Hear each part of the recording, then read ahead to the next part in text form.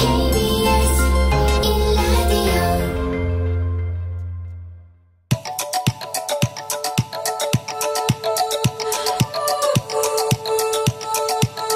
김성환의 시사야.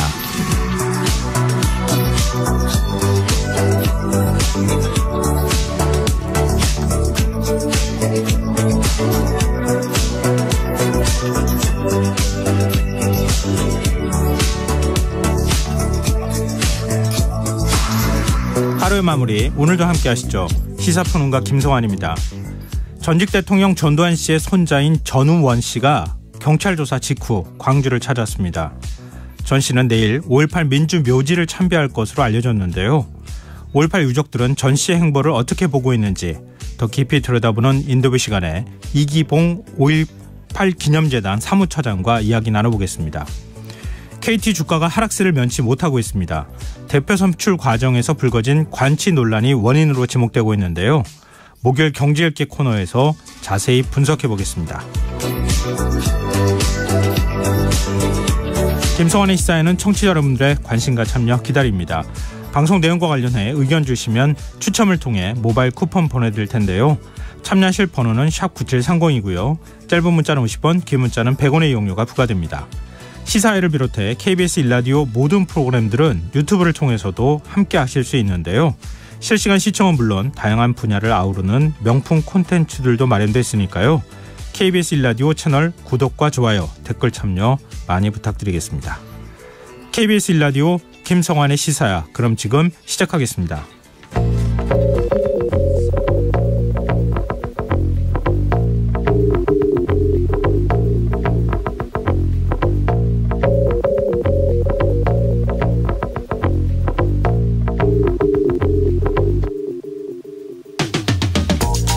주택용 전기요금에 적용되는 누진세가 정당하다는 대법원 판단이 나왔습니다. 소비자 단체가 소송을 제기한 지 9년 만인데요. 대법원은 전기가 한정된 필수 공공재인 만큼 자원을 적절히 배분한다는 사회 정책상 누진제가 필요하다고 설명했습니다. 전기를 많이 쓰면 쓸수록 요금이 비싸지는 전기요금 누진제는 지난 1973년 1차 석유 파동을 계기로 도입됐습니다. 이후 여러 차례의 조정을 거쳐 지금과 같은 3단계 체제로 완화됐지만 전력 수요가 늘어나는 여름철마다 요금 폭탄이라는 비판 여론이 끊이지 않았는데요. 청취자 여러분, 대법원 판단 어떻게 보셨습니까? 사실 많은 소비자들이 누진제의 취지에 공감하면서도 불만을 제기했던 건 불합리하다는 생각이 들었기 때문일 겁니다. 국내 전기 사용량의 절반 이상을 차지하는 산업용 전기엔 누진세를 적용하지 않으면서 형평성 논란이 불거졌고요. 국내 전력 사업을 담당하는 한국전력에선 대규모 적자에도 과도한 성과급을 벌인다는 방만 경영 문제와 일부 직원들의 비위 사건이 끊이지 않기 때문인데요. 불과 며칠 전에도 한전과 한전 자회사 임원이 회사 돈을 유용해 불필요한 해외 출장을 수차례 다녀왔다는 사실이 알려져 비판을 받고 있는 실정이기도 하죠. 이런 가운데 다음 달부터 적용될 2분기 전기요금 조정안이 내일 발표된다고 합니다. 아쿠아는 경영 실적 탓에 요금 인상은 기정사실화하는 분위기인데요. 이미 치솟은 물가에 가게 살림은 아무래도 더 쪼그라들 수밖에 없겠죠. 전기를 절약해야 한다는 누진제의 취지가 다른 이유로 더 철저히 지켜질 것 같은 지금의 상황이 그저 씁쓸할 뿐입니다.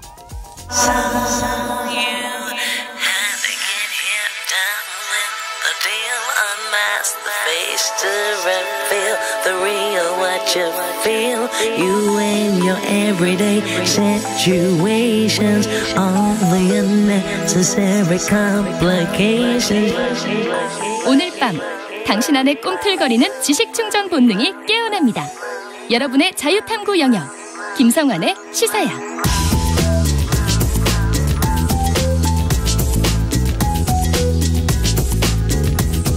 오늘 놓쳤던 뉴스 꼼꼼히 정리해드리는 뉴스야 시간입니다.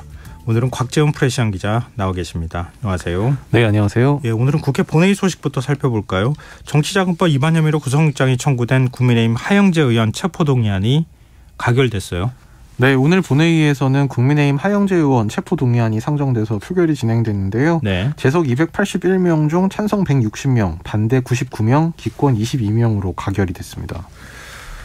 지금 이걸 표수 계산을 막 복잡하게 지금 하고 있던데요.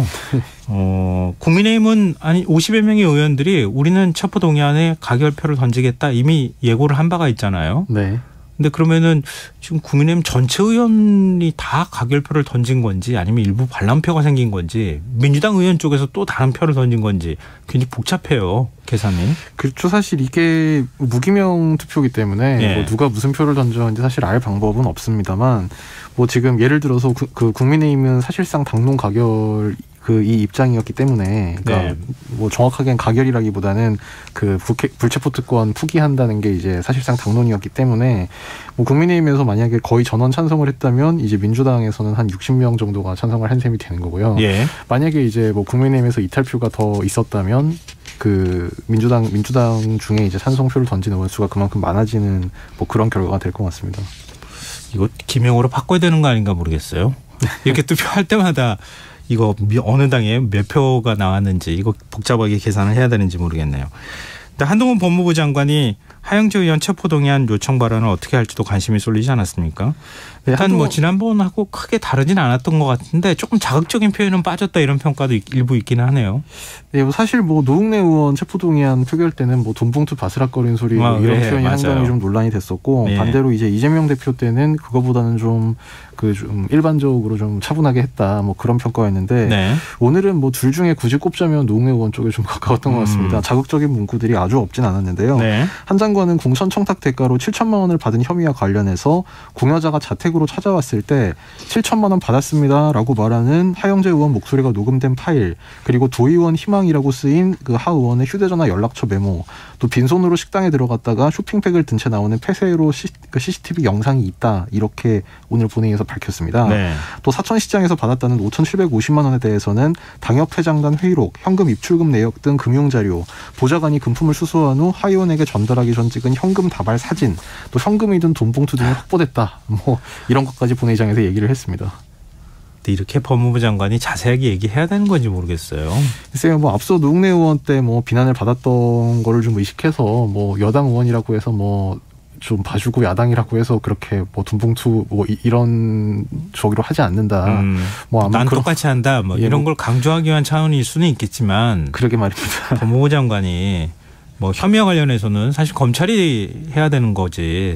법무부 장관이 이렇게까지 자세하게 그게 사실 확정된 사실이 아니잖아요. 어찌 보면. 예, 그리고 뭐 오늘은 결과적으로 가결이 됐습니다만 뭐 지난 표결에서 보면 그렇게 좀 사실 그 입법부의 일원 중에 한 명이니까 의원들 중에 그 동료 의원들에 대한 체포를 요청하는 거기 때문에 지금까지 막 그렇게 좀 공격적으로 이 혐의에 대해서 이제 상세하게 이제 알린 것이 뭐 결과적으로는 그 표에 그렇게 긍정적인 영향을 미치지는 않지 않느냐 뭐 그런 분석도 있었습니다. 네, 알겠습니다.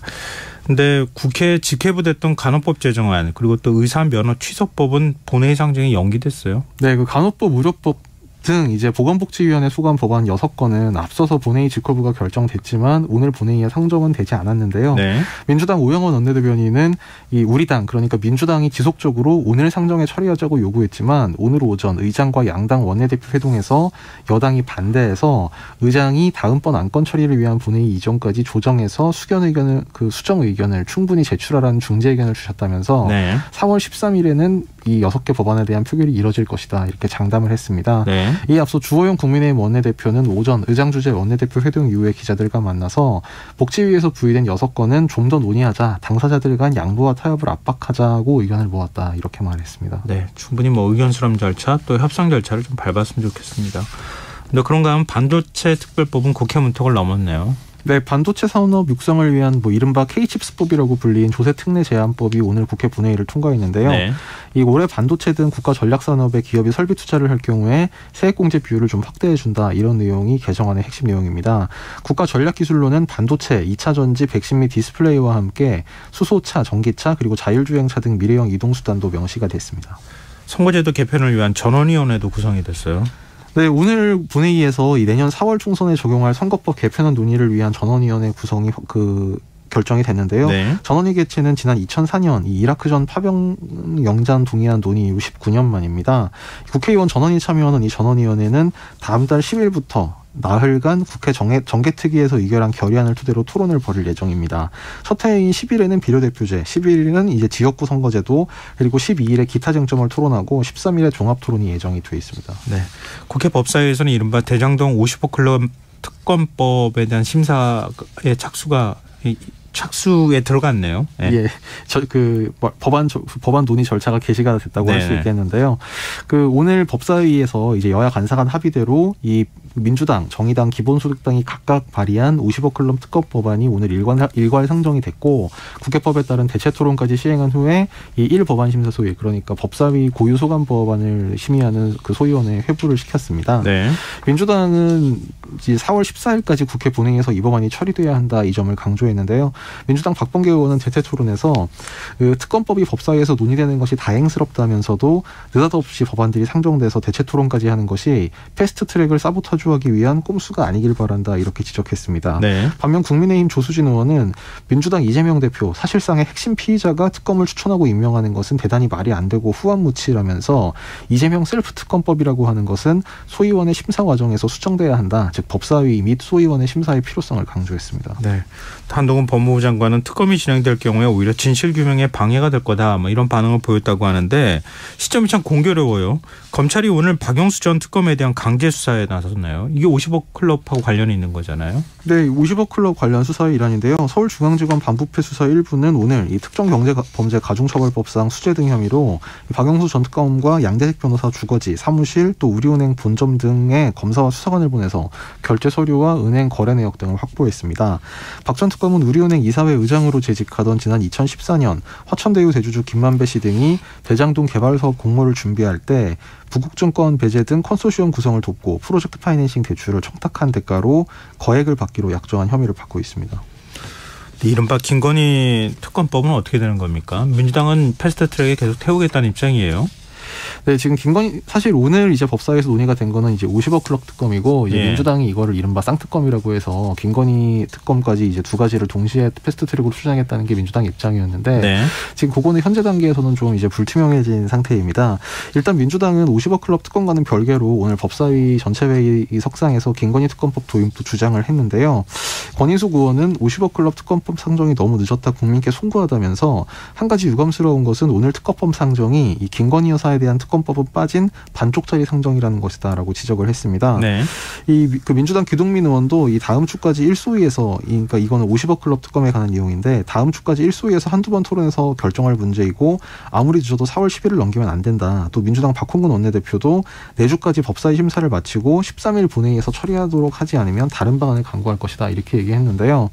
그러니까 이 민주당의 얘기를 종합해보면 일단 4월 중순 중에 이 50억 클럽 특검 법안이 처리되는지를 보고 만약에 이게 처리되지 않는다면 이제 원래 계획했던 대로 이 두 가지 특검 법안을 동시에 패스트트랙에 태우는 방향으로 다시 원점으로 돌아가서 추진할 것으로 보입니다. 네, 알겠습니다. 지금 여러분께서는 KBS 라디오 김성환의 시사회와 함께하고 계십니다. 계속해서 뉴스야 이어가겠습니다. 김성환 국가안보실장의 갑작스러운 사퇴, 정치권에서 후폭풍이 계속되고 있어요. 민주당은 일단 운영위 소집을 요구하고 나섰네요. 네, 박홍근 민주당 원내대표는 오늘 아침 정책조정회의에서 정말 블랙핑크와 레이디 가가 합동공연 제안을 보고받지 못해서 국가안보실장이 사퇴했단 말이냐라면서 언제부터 안보실이 이토록 허접한 곳이 됐느냐 이렇게 꼬집었습니다. 네. 그러면서 이 대통령실에 이 김성환 전 실장 교체에 대한 납득할 만한 설명을 요구했는데요. 박 원내대표는 언론 보도에 따르면 안보실 내부 알력 싸움의 결과다. 김건희 여사 최측근인 이 김승희 선임행정관과 외교부 출신 간의 갈등이다 등 국민이 납득하기 어려운 사유들이 넘쳐나고 있다면서 이번 미국 순방마저 외교 참사가 되지 않기 위해서는 당장 국회 운영위원회부터 소집해야 한다고 말했습니다. 국민의힘은 어떤 입장입니까? 국민의힘에서는 읍참마속이다 이렇게 대통령의 결단이라는 점을 강조를 했는데요. 김기현 국민의힘 대표는 오늘 기자들과 만난 자리에서 갑작스러운 교체지만 윤 대통령께서 읍참마속의 심정으로 그런 인사결정을 한 게 아닌가 본다고 말했습니다. 네. 그러면서 공직을 수행하면서 오직 공무 수행에만 전념하는 모습으로 당과 정부가 운영되면 하는 게 제가 가진 바람이다 이렇게 부연했는데요. 네. 이른바 윤핵관이라고 불렸던 이철규 국민의힘 사무총장은 오늘 라디오 인터뷰에서 갈등이 있었다는 둥 그런 것은 사실이 아니다 이렇게 그 선을 그었습니다. 이 사무총장은 이 정책 문제가 아니기 때문에 확실하게 이유를 아직까지 확인하지 못했다면서도 보도 나오는 것 중 사실이 아닌 부분이 상당히 많다고 했습니다. 근데 좀 이해가 안 되는 게 뭐 예를 들면 어떤 게 원인인지는 정확하게 알 수 없지만 그 안보실장이 그러니까 김성환 국가안보실장이 사의 표명을 한다고 하는 언론 보도가 나왔는데 대통령실에서 부인했단 말이에요. 근데 갑자기 또 사의 표명 사실이 알려졌고 사의 표명 사실이 알려지자마자 조태용 주미대사가 또 국가안보실장이 되고 또 그 이전에는 의전비서관이 먼저 그만뒀는데 그 다음에 또 외교비서관이 그만두고 지금 이제 국가안보실장까지 거꾸로 올라오면서도 그만두는 일이 벌어졌단 말이에요. 그렇죠. 그래서 사실 의전비서관 또 외교비서관의 사이까지는 이제 확인이 됐을 때 네. 당시에 이제 그게 불과 어제 그저께인데 그때 이제 김성환 안보실장도 뭐 경질설이 있다 이제 이런 보도가 동아일보 단독 보도로 나오기도 했었는데 네. 거기에 대해서 이제 당연히 기자들이 용산에서 그 대변인에게 청와대 관계자에게 확인을 했을 때 네. 그것이 이제 사실과 다른 기사다 이렇게 공식적으로 부인까지 그러게요. 대통령실에서 했었거든요. 예.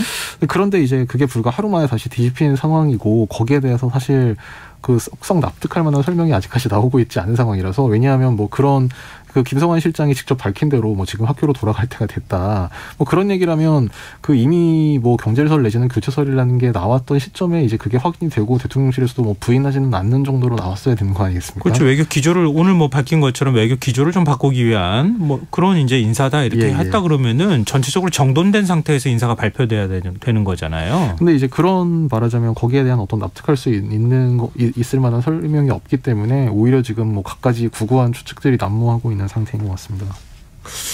일본은 뭐 우리 한일 정상회담과 관련해서 언론에 너무 많은 거 흘려주던데 우리나라 대통령실은 왜 이렇게 언론한테 뭔가 이렇게 뒤사정이라 그래야 되나요? 뭔가 움직임을 전혀 공개를 안 하는 것 같아요. 그 레이디 가가 블랙핑크 공연 때문이라는 게 언론에 이제 비공식적으로 흘려진 것 같은데요. 아무리 블랙핑크 공연이 그렇다 하더라도 이게 안보실장까지 그만둬야 될 상황은 아닌 것 같은데 참 좀 잘 이해가 안 됩니다. 뭐 방금 전에도 제가 말씀드렸지만 일본 언론이 윤석열 대통령 방일 후일담을 계속 지금 보도하고 있어요. 윤 대통령이 일본 후쿠시마 오염수 방류에 대해서 우리 국민의 이해를 구해 나가겠다 이런 취지의 발언을 했다는 보도까지 나왔어요.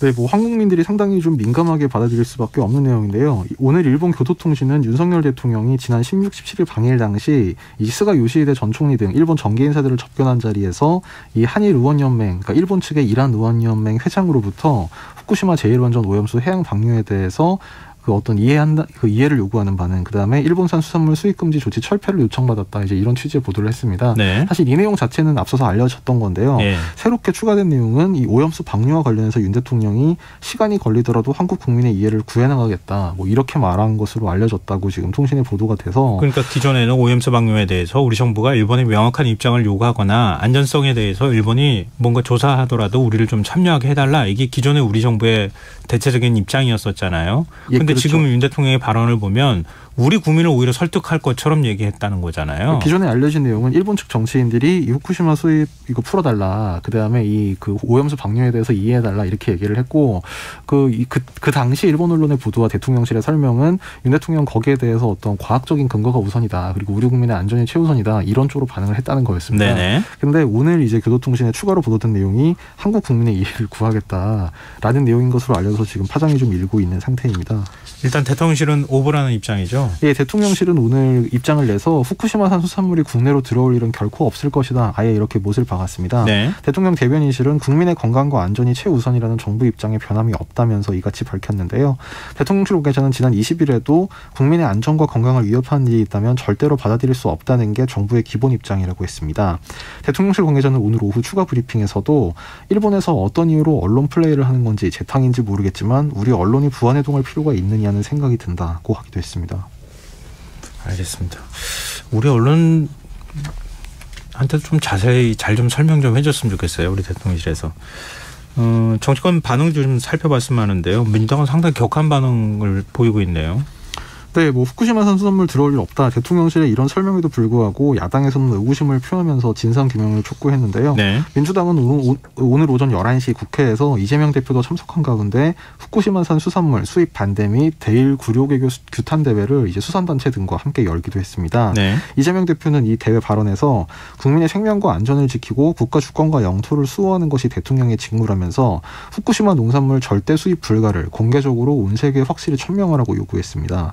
그러면서 한일 정상구력회담에 대해 민주당은 끝까지 진상규명하고 반드시 책임을 묻겠다고도 했습니다. 농해수위 소속 의원인 이제 윤재갑 의원은 성명서 낭독에 앞서서 오늘 삭발식을 갖기도 했습니다. 네. 국민의힘은 어떤 입장 보이고 있습니까? 네, 국민의힘 유상범 수석대변인은 논평에서 최근 그 북한이 일본 후쿠시마 오염수 방류에 관해 괴담을 유포한 것을 지시한 것이 밝혀졌다면서 북한에 이어 민주당도 후쿠시마 수산물 관련 괴담 유포 지령을 내리는 것이냐 이렇게 반박했습니다. 국민의힘 정진석 의원은 오늘 SNS에 쓴 글에서 일본 언론보다는 전혀 사실이 아니다라면서 이런 내용을 보도한 언론에 유감을 표한다고 했습니다. 이게 유상범 수석대변인 말이 어떤 거예요? 잘 이해가 안 되네요. 북한에 이어서 민주당도 후쿠시마 수산물 관련 괴담 유포 지령을 내리는 거냐? 뭐 이게 무슨 얘기입니까? 그러니까 뭐 그 최근 이제 뭐 일부 뭐 간첩 사건 수사 결과 이런 걸 보면 뭐 이제 북한에서 뭐 그 이태원 참사에 대한 어떤 뭐 추모 집회에서 뭐 대해서 이런 지령을 내렸다. 네. 후쿠시마 오염수 방류에 관해서 뭐 괴담을 유포하라는 지시를 내렸다. 뭐 이런 것이 뭐 수사 그 공안기관의 수사 결과 이제 일부 나온 것으로 알려지고 있는데요. 예. 이제 말하자면 이제 후쿠시마 수산물 관련해서 어떤 뭐 불안감을 표하는 것, 어떤 의문을 제기하는 것이 뭐 북한의 지령을 받은 거냐, 뭐 이런 식으로 몰아가는 것 같습니다. 아니 그거는 일본 언론이 북한의 지령을 받았다고 해야지 정상 아니에요? 그렇게 됩니까? 그렇잖아요. 일본 언론이 보도하고 그걸 우리나라에서 지금 문제 제기를 하고 있으면은 일본 언론이 지령을 받았다고 얘기해야지 정상 아닌가요? 북한이 그렇게 일본 언론에 대해서 네. 아니 그 논리상으로는 그렇다는 얘기입니다. 네. 자 마지막 뉴스로 가보죠. 국민의힘 김재원 최고위원. 뭐 정광훈 사랑제일교회 목사가 우파 진영을 천하통일했다 이런 발언에 대해서 사과를 했네요. 네, 이 며칠째 김재원 최고위원 뉴스가 계속 나오고 있는데요. 네. 김 최고위원은 오늘 이 국민의힘 최고위원회에 참석해서 모두 발언을 하면서 최근 저의 발언으로 국민 여러분께 많은 심려를 끼쳐드리고 당에도 큰 부담을 안겨드린 점 진심으로 사과드린다면서 앞으로 더 이상 이런 일이 없도록 자중하겠다 이렇게 공개 사과를 다시 한 차례 했습니다. 네. 김 최고위원은 회의 뒤 기자들과 만나서 앞으로 전자도 꺼내지 않겠다. 앞으로 전 목사님에 대해서는 얘기하지 않겠다. 이렇게 관련 질문에 대해서 답변을 거부하면서 이렇게 얘기했습니다. 일단 국민의힘 지도부는 징계는 하지 않겠다 이런 입장입니까? 네, 김기현 국민의힘 대표는 오늘 회의 뒤에 기자들과 만나서 그 김재원 최고위원에 대해서 어떻게 처리할 것이냐 이런 취지의 질문이 나오니까 SNS에 사과하고 공개적으로 구두로 사과했다. 앞으로 이런 일이 더 이상 반복되지 않도록 유심히 지켜볼 것이다. 이렇게 얘기했습니다. 또 그동안의 발언 취지가 국민 정서에 적합하지 않았다면서 앞으로 이런 일이 더 이상 반복되지 않도록 유심히 지켜보겠다. 차후에 또다시 이런 일이 발생하면 또 다른 고민을 하지 않을 수 없다. 이렇게 얘기했는데요. 네.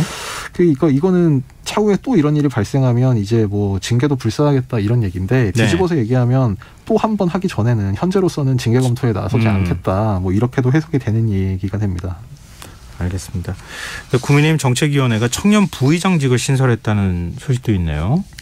네, 국민의힘 정책위원회가 청년 부의장직을 신설하고 정책이사나 정책조정위원회별 이제 그러니까 그 정책조정위원회가 이제 뭐 1부터 6까지 뭐 쭉 이제 정책조정위원회가 분야별로 나눠져 있는데 이 위원회마다 청년 부위원장을 배치하겠다고 밝혔습니다. 박대출 정책위의장은 오늘 최고위 회의에서 청년들이 각 상임위의 정책 방향을 수립하고 실질적 정책을 개발할 수 있는 비중 있는 역할을 맡아 살아있는 정책을 만들 수 있도록 정책 시스템을 구축하겠다며 이 같은 구상을 밝혔습니다. 네, 알겠습니다. 뭐 윤석열 대통령도 요즘에 뭐 MZ세대 얘기들 굉장히 많이 얘기하고 있는데 그 기조하고 그렇게 다른 것 같지는 않다 이런 생각이 드네요. 뭐 하여튼 열심히 젊은 층의 의견을 듣겠다고 하는 건 좋은 얘기니까요. 그렇죠. 근데 그 청년 부의장직을 뭐 굳이 신설했다 뭐 아니면 청년 최고위원직을 만들었다 사실 이런 것보다는 그냥 뭐 좀 파격적으로 그냥 그 정책조정위원장이나 최고위원 자리를 청년층에 개방하는 게 더 좋지 않겠냐는 생각도 듭니다. 기왕 줄 거면은 위원장직을 줘라. 알겠습니다. 자, 오늘 뉴스 여기까지 하겠습니다. 지금까지 곽재현 프레시안 기자였습니다. 고맙습니다. 감사합니다.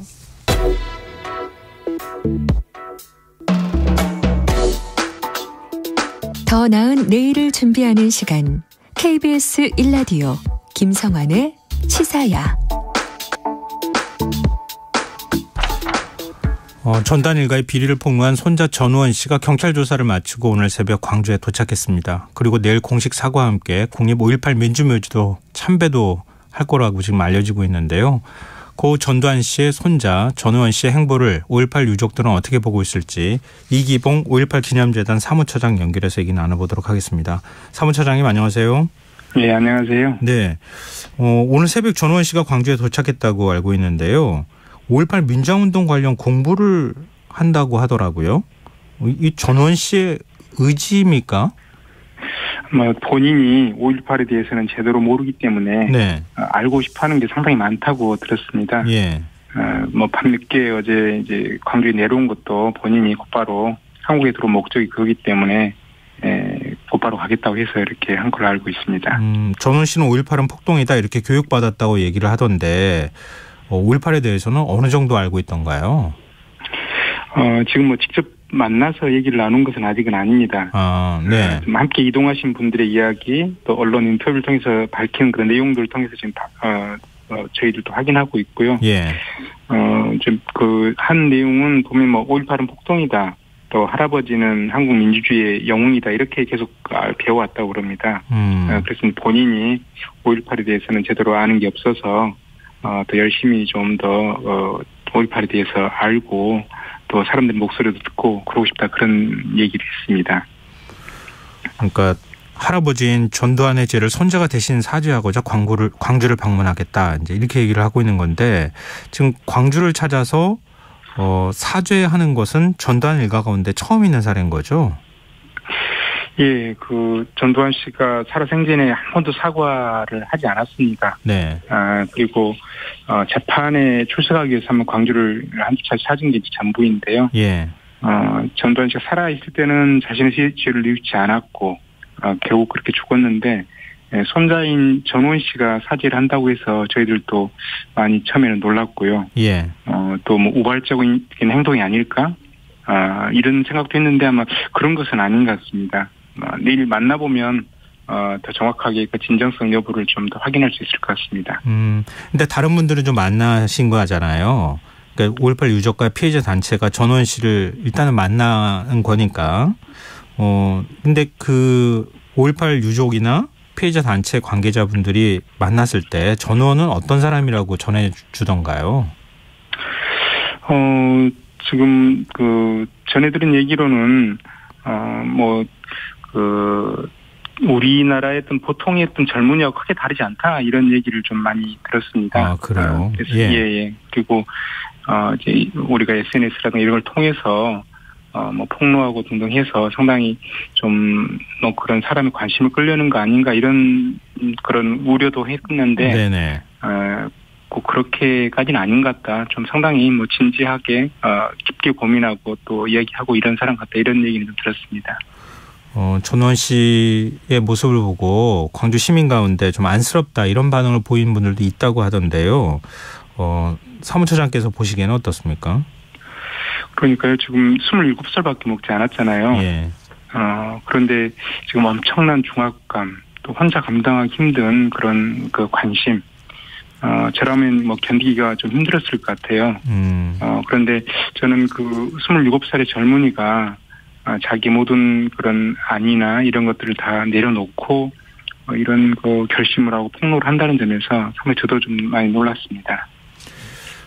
광주로 오기 전에 전우원 씨가 일가의 비자금을 공개한다거나 이런 비리 의혹을 폭로하기도 했잖아요.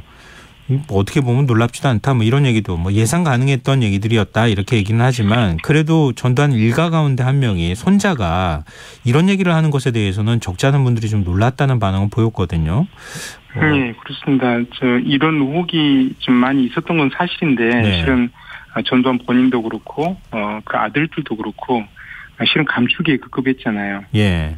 그리고 또 국민의 관심이 커지니까 자진 납부하겠다 했다가 관심이 사라지니까 다시 또 조용해져 버렸거든요. 근데 손자가 나서서 오히려 자기 집안의 치부를 이렇게 드러낸다는 점에서 대단히 모두 좀 놀랐고 그리고 또 손자의 행동이 오히려 이 죄로 이렇게 뒤집혀져 있는 그 집안을 오히려 더 바로 세우는 또는 어떤 새로운 계기를 마련해 주는 게 아닌가 이런 생각도 하고 있습니다. 근데 전원 씨 행동에 대해서 좀 돌출 행동 같은 그런 인식도 갖고 있는 사람들도 일부는 있는 것 같거든요.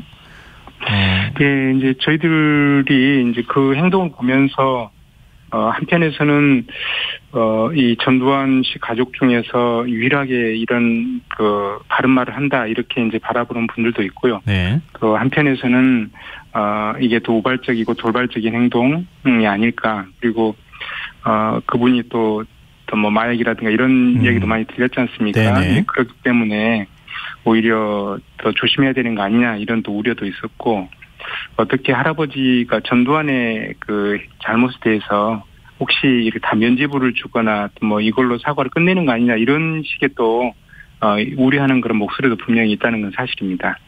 그러니까 재단 관계자분들이 말씀을 나누시기로 이거 어떻게 봐야 될까 좀 당혹스럽기도 하고 또 이걸 어떻게 받아들이는 게 좋을까 어떻게 대하면 좋을까 고민스러운 지점도 있고 그랬었다는 말씀이신 거죠? 예, 저희들이 상당히 처음에 이 부분을 이런 이제 뉴스가 나오고 그랬을 때 저희들도 저걸 어떻게 봐야 되지? 예, 뭐 이게 저렇게 하다가 그치겠지 아니면 뭐 다른 분명히 어떤 다른 폭로의 목적이나 의도가 또 있는 거 아니야? 이런 여러 가지 시선으로 좀 조심스럽게 볼 수밖에 없었는데요. 네. 근데 본인이 그런 처벌을 감수하면서까지 한국에 들어왔잖아요. 예. 그리고 또 조사받고 제일 먼저 내가 들어온 목적이 광주 시민들에게 사죄하는 거기 때문에 것이었기 때문에 제일 먼저 내려가겠다 해서 이렇게 내려온 걸 보면서 저희들도 이렇게 그런 의심의 눈초리를 다 거두는 건 아니지만 그래도 이 젊은이의 행동이 예사롭진 않다 이렇게 좀 보고 있습니다. 혹시 전단 일가 가운데 뭐 이러면 전우원 씨 아버지나 뭐 그 이제 전두환의 바로 자녀 세대죠. 이렇게 전원 씨 행동을 보고 다른 사람들도 같이 사죄를 한다거나 이런 그 움직임이 있을 거라고 혹시 기대는 안 하십니까? 뭐 그런 기대를 좀 하고 있죠. 네. 실은 그 아직도 5.18에 대한 진실을 밝히기 위한 그런 노력들이 계속 되고 있지 않습니까? 네. 네. 많은 분들이 아직도 입을 다물고 계신 분들이 많이 있거든요. 네. 네. 이런 그 전두환 씨 그러니까 그 새롭게 더 증언하고 폭로하고 이런 것들을 좀 보면서 이분들도 나도 늦었지만 지금이라도 이 새로운 증언들 또 진실을 고백할 수 있겠구나 이런 또 그런 경종이 좀 울려지는 그런 계기가 됐으면 좋겠습니다. 네. 그동안 검찰이 수차례 뭐 수사를 해서 좀 미납 추징금을 계속 환수하려고 하는 움직임은 있었잖아요. 근데 아직도 미납 추징금이 많이 있고 또 뭐 이른바 전두환 씨 일가는 떵떵거리고 잘 산다. 뭐 이런 사실이 지금 손자의 입을 통해서 나온 건데 미납 추징금 문제 어떻게 처리하면 좋을까요? 지금 미납 추징금이 그 추징금 전체 2,200여 건 가운데서 920억 원이 아직 추징되지 못했잖아요. 예. 근데 지금 전두환 씨 본인이 이제 사망해버려서 더 이상 추징할 방법이 이제 없습니다. 네. 현행 법으로서는요. 그래서, 저희들은 그 법을 개정해서라도, 이렇게 불법 비자금을 환수할 수 있도록 하는 그 법을, 개정을 해야 되는데, 그런 법 개정이 2020년에 발의가 되었는데 여전히 국회에서 좀 잠을 자고 있는 상태입니다. 네. 그래서, 자칫 또 이게 우리가 또 관심을 놓치면, 이마저도 좀 사라져버릴 그런 가능성이 있어서 국회에서 지금 논의가 되고 있는 이 부분들을 신속하게 입법을 하고 거기에 맞춰서 지금 그 미납 추징금 문제를 해결해야만이 우리 사회가 더 바람직하고 깨끗한 그런 사회가 될 수 있다고 봅니다. 혹시 재단 측에서 구체적으로 정당하고 접촉하거나 그런 건 없습니까? 정당하고 이제 접촉은 구체적으로 하지는 못했는데 예. 2020년에 이제 발의된 법이 여전히 국회에서 그다음에 그 위원회 차원에서 좀 아직 머물러 있어서 예. 저희들이 국회하고 정당에 이런 부분들을 더 신속하게 다뤄주고 촉구할 그런 계획을 갖고 있긴 합니다. 네, 알겠습니다. 내일 전우원 씨가 광주에서 어떤 일정을 지금 소화하게 되는 겁니까? 내일은 10시에 이제 5.18 단체하고 5.18 기념재단이 있는 기념문화센터로 와서 네. 유족과 피해자들 이렇게 함께 만나는 좀 자리를 좀 마련을 하고 있습니다. 네. 그래서 그러면서 전우원 씨가 광주를 찾은 그런 이유, 또 본인의 심정, 또 앞으로 계획 이런 것들을 좀 광주 시민들 앞에서 솔직하게 얘기하는 시간을 좀 가지려고 하고요. 예. 또 본인이 이제 묘지도 함께 가고 싶다 이런 의사를 좀 밝혀서 예. 묘지까지 함께 우리가 할 계획으로 지금 준비하고 있습니다. 그러면은 5월단체 관계자분들이나 기념재단 관계자분들도 많이 동행을 하시는 겁니까? 지금 이제 만나는 자리는 유족들도 오시고 뭐 총상 피해자도 오시고 등등 해서 이제 함께 하는데 네. 묘지 참배하는 부분들은 저희들이 이제 재단에서 차량만 함께 할 뿐이지 따로 함께 가거나 그러지 않고 본인의 의지를 가지고 어떤 그런 참여 시간을 갖는 게 좋겠다 그런 생각을 하고 있습니다. 5.18 묘역 참배는 혼자 가는 겁니까? 아니요, 저희들이 이제 차량을 제공하고 네. 등등 해서 하지만 거기에 이제 모여 있는 분들이 내일 그 기념문화 센터에 많은 분들이 오실 거거든요. 네네. 근데 그분들이 함께 다 가는 건 아니고 극히 이제 제한된 분들만 함께 동행하는 정도가 할 것 같습니다. 묘지에. 네, 알겠습니다. 지금 전두환의 손자가 이런 행보를 보이는 거 참 어떻게 봐야 되는가 좀 당혹스럽기도 하고 또 의미를 부여하자면 또 한없이 의미를 부여할 수도 있을 것 같은데요. 마지막으로 그 전원 씨 행동 또 전원 씨를 통해서 어떤 변화가 일어나길 기대하는 마음이 있으시다면 말씀을 좀 부탁드립니다. 예. 우리나라 역사를 볼 때 역사에 오점을 남긴 분들이 솔직하게 반성이나 사과를 못하고 그런 경우가 많이 있었어요. 네. 또 후손들도 역시 마찬가지고요. 네. 근데 이제 전원 씨가 어떤 본인의 어떤 피해나 처벌 이런 것들을 회피하지 않고 자신의 생각을 또 신중하면서도 솔직하게 표현하고 있어서 그게 우리 사회에 상당히 어떤 메시지를 주고 있다고 보고요.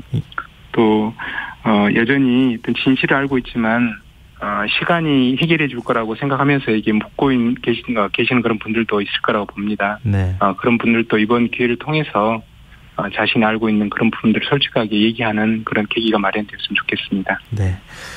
전원 씨와 내일 많은 대화 좀 나누시고요. 의미 있는 시간 좀 보냈으면 좋겠다 이런 생각이 듭니다. 오늘 말씀 고맙습니다. 네, 감사합니다. 네, 지금까지 이기봉 5.18 기념재단 사무처장이었습니다.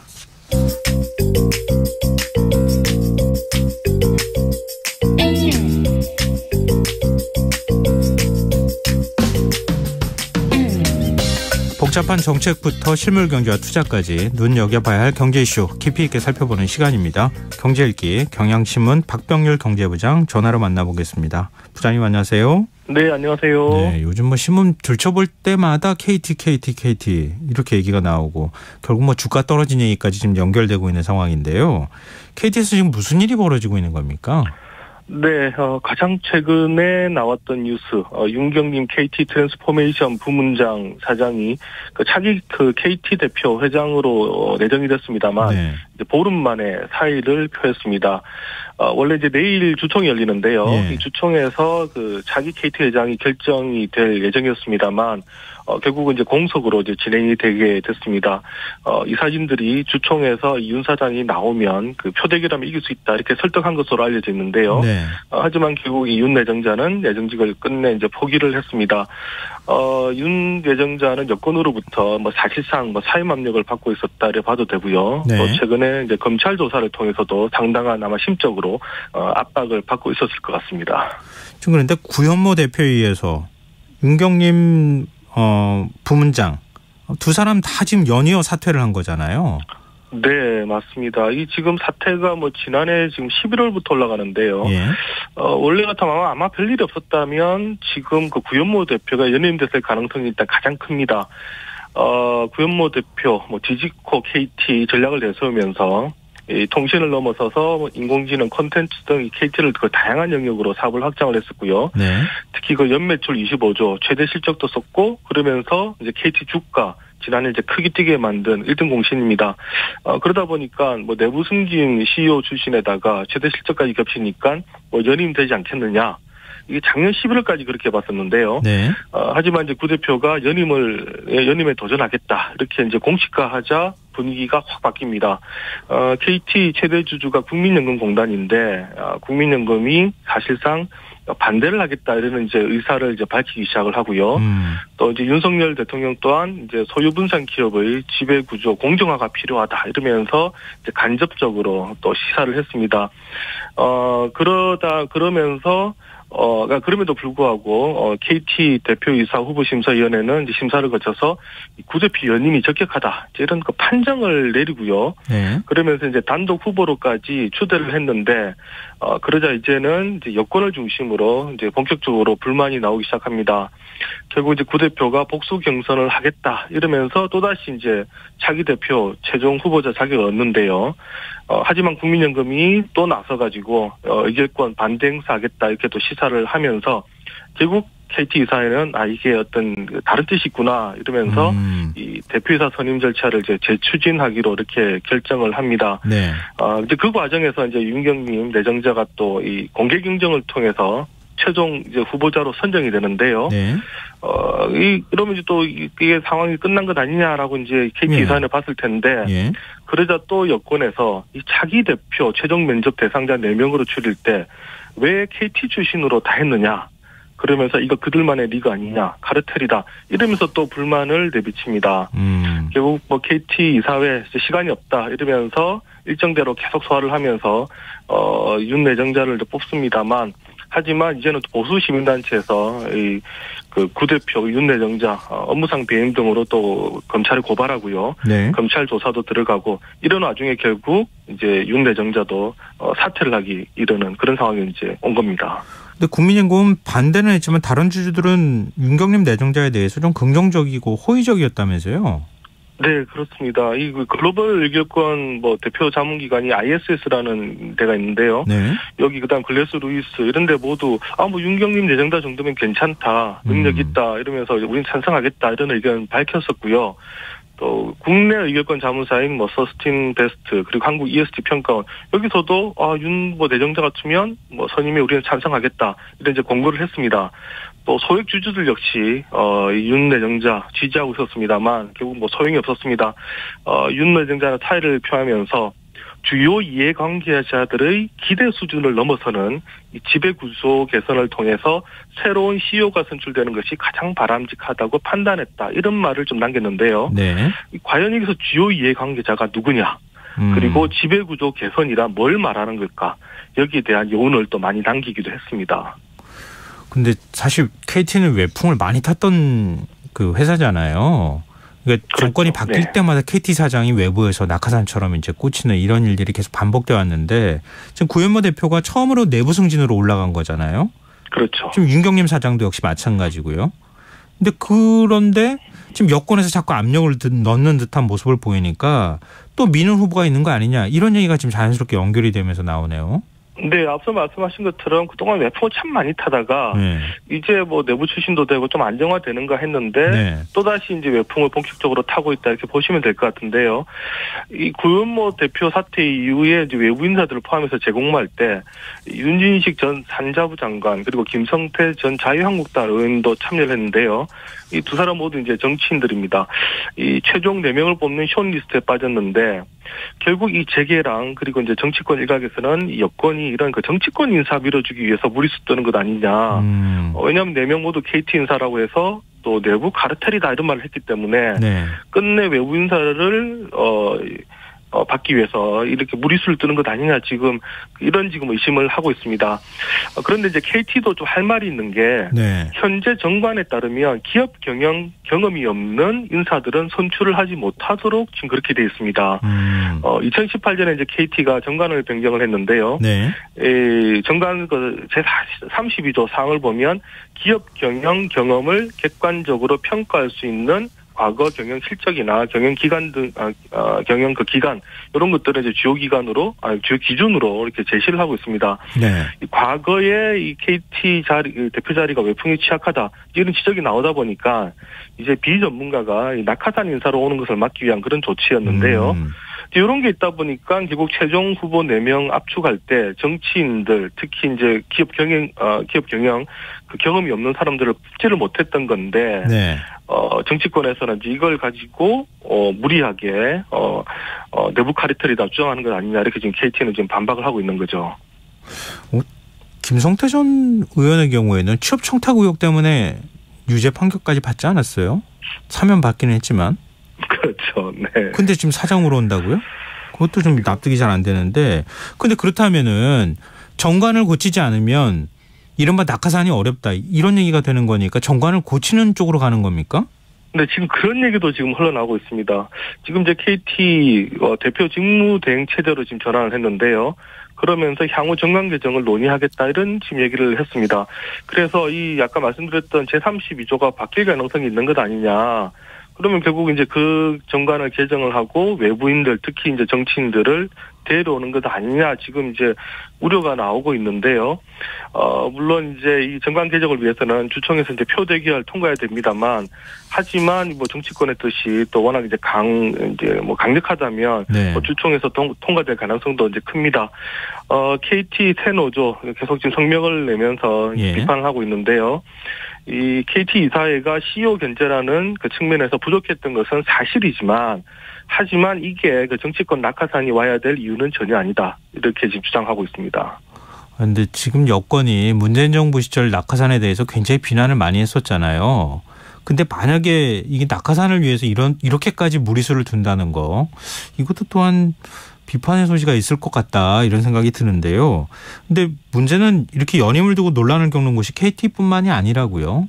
네, 지금 또 대표적으로 지금 또 포스코가 그런데요. 예. 아마 이 KT가 끝나고 나면 다음 차례는 포스코 아니냐 이런 얘기가 나오고 또 KTNG도 이제 내년 3월이면 임기가 종료되는데 여기도 지금 향후에 또 논란이 이제 될 수가 있습니다. 특히 지금 최근에 이제 포스코 같은 경우는 현 정부가 약간 좀 노골적으로 어떤 뭐 행사라든가 이런 데 배제시키는 모습들이 지금 보여지고 있고요. 네. 각종 지금 여러 가지 얘기들이 나오는데 결국 이제 KT 끝나고 나면 이제 다음 또 여기서 그치지 않고 다음 이제 이런 소유 지분이 그러니까 소위 말하는 소유 분산 기업에 대해서 또 다른 이제 논란이 될 것이다 이런 얘기가 나옵니다. 그 아까 말씀하신 것처럼 결국은 이제 그렇게 되면 상당히 여론은 이제 비판을 받게 될 텐데요. 네. 이제 그럼에도 불구하고 뭐 KT라든가 뭐 포스코 이런데 이제 대표 자리를 일단 확보를 하게 되면 상당히 이제 실리적으로 얻는 게 많다 보니까 예. 끝내 이제 정치권들이 포기하지 못하고 있는 것 아니냐 이런 지금 분석들도 나옵니다.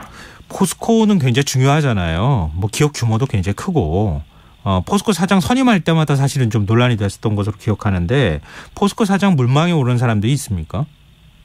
근데 지금 뭐 하여튼 여러분들 뭐 얘기는 나옵니다만 아직은 현재는 뭐 구체화되지 않았기 때문에 예. 뭐 지금 강력하게 지금 떠오르지는 않습니다만 하지만 이제 물밑으로는 또 아름아름 또 얘기들이 또 나오는 게 또 사실입니다. 지금 금융권에서도 낙하산 논란이 있지 않았습니까? 네, 이미 지난해 한참 심했었죠. 지금 현재 5대 금융지주 회장 이제 모두 바뀌었는데, 네.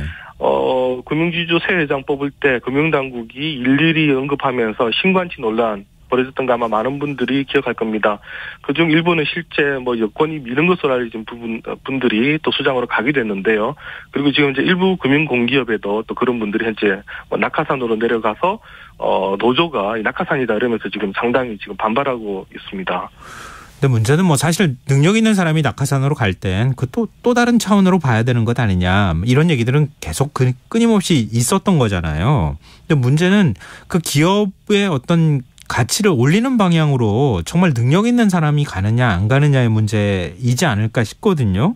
근데 지금 네. 주식시장의 반응은 매우 부정적이에요. 주가가 막 계속 떨어지고 있다고요. 네, 오늘도 KT 주가 지금 떨어지면서 29,000원까지 떨어졌는데요. 이 지금 36,000원 하던 주가가 지금 쭉쭉 떨어지고 있습니다.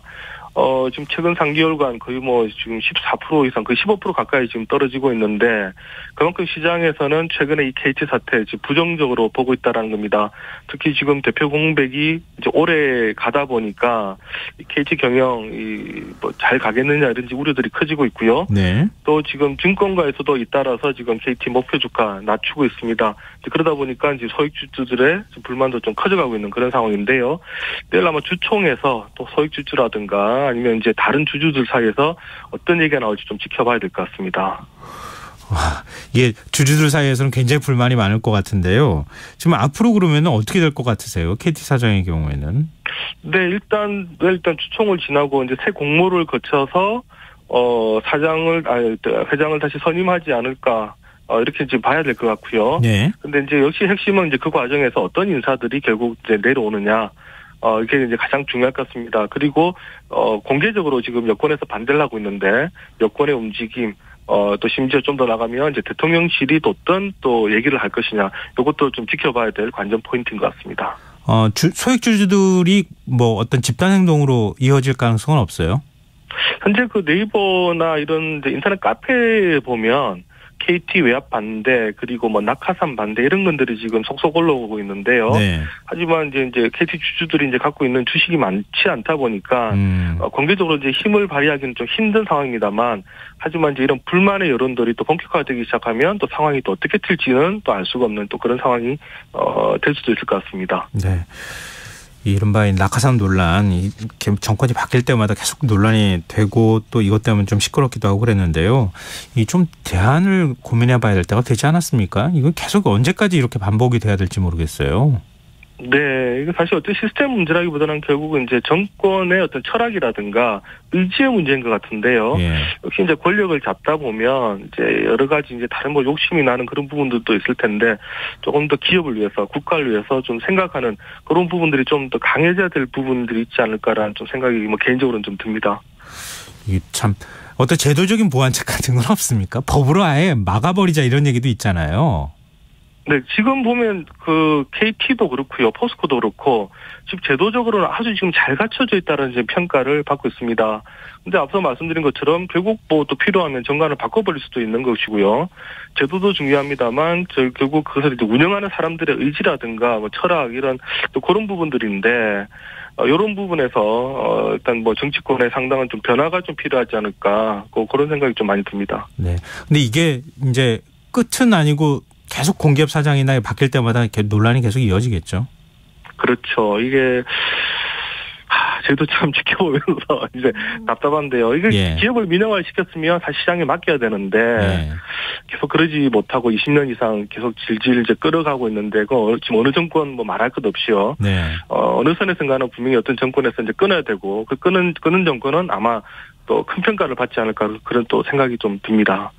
뭐 정치권에서 그런 얘기 있잖아요. 선거 때 빚진 사람들을 어떻게 자리 하나씩 챙겨줘야 되는 거 아니냐. 안 챙겨주면 굉장히 불만이 커진다 이런 얘기가 있던데, 그런 일환으로 이렇게 공기업 사장 자리를 자꾸 주는 거, 이런 악순환의 고리를 어떻게 끊어야 할지 좀 대안적인 고민을 좀 해보면 어떨까 이런 생각이 드네요.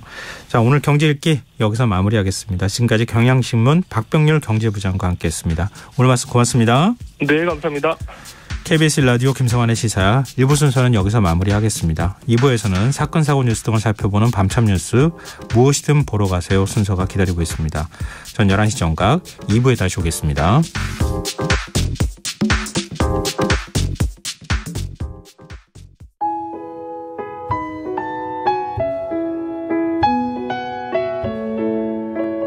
경제적인 어려움에 처한 위기 가정들이 늘고 있습니다. 복지 사각지대에 처해 있는 가정들을 미리 찾아서 지원하고 위기로부터 구하는 일이 시급한데요.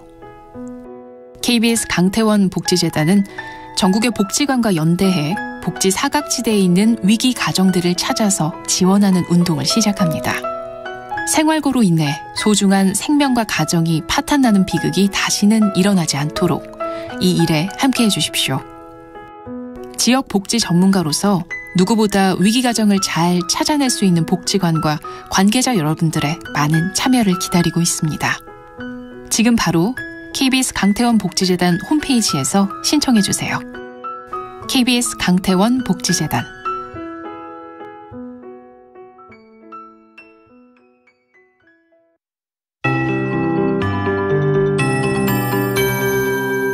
KBS 58분 날씨. 내일은 전국이 대체로 맑겠고 제주도는 구름 많겠습니다. 현재 서울과 강원도, 전국 내륙에 건조주의보 내려져 있습니다. 전라권과 경남권에는 산불 위기경보, 경계 단계 발령 중인 만큼 각종 화재 발생하지 않도록 주의하시기 바랍니다. 내일 아침 최저 기온 서울 8도, 광주 9도 등 전국이 1에서 13도의 분포를 보이겠습니다. 특히 중부 내륙을 중심으로 0도 내외에 머물겠고 서리가 내리거나 얼음이 생기기도 하겠습니다. 농작물 관리에 유의하시기 바랍니다. 낮 최고 기온은 서울 23도, 대구 25도 등 전국이 18에서 27도로 당분간 20도 이상으로 오르는 곳이 많겠고 내륙을 중심으로 일교차가 20도 가까이 벌어지겠습니다. 겉옷을 챙기는 등 환절기 건강관리 잘해주시기 바랍니다. 내일 전국의 미세먼지 농도 수도권과 부산, 울산, 경남은 나쁨, 그 밖의 권역은 보통으로 예상되고 강원 영서와 충청권, 제주권은 오전에 나쁨 수준 보이겠습니다. 새벽까지 제주도 산지에 빗방울 떨어지겠습니다. 제주도 바깥 먼바다는 새벽부터 최대 초속 16m의 강풍이 불고 물결이 4m까지 높게 일겠습니다. 서울의 현재 기온 11.3도, 습도 50%, KBS 58분 날씨 박성준입니다.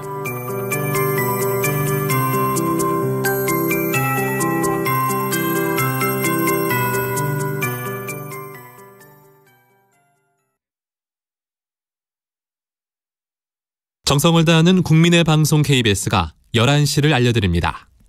AM 711kHz, FM 97.3MHz, KBS 1라디오입니다. HLKA.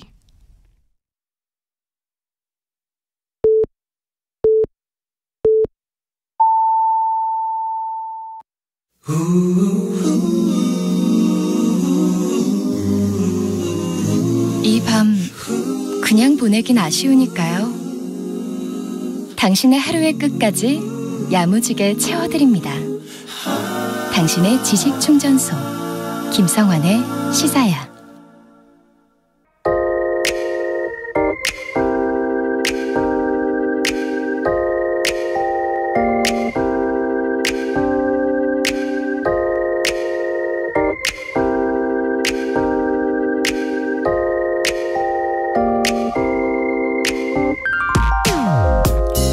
극장보다 영화관이 더 익숙한 세대는 서울 종로의 3대 극장이 뭔지 아마 잘 모르실 텐데요.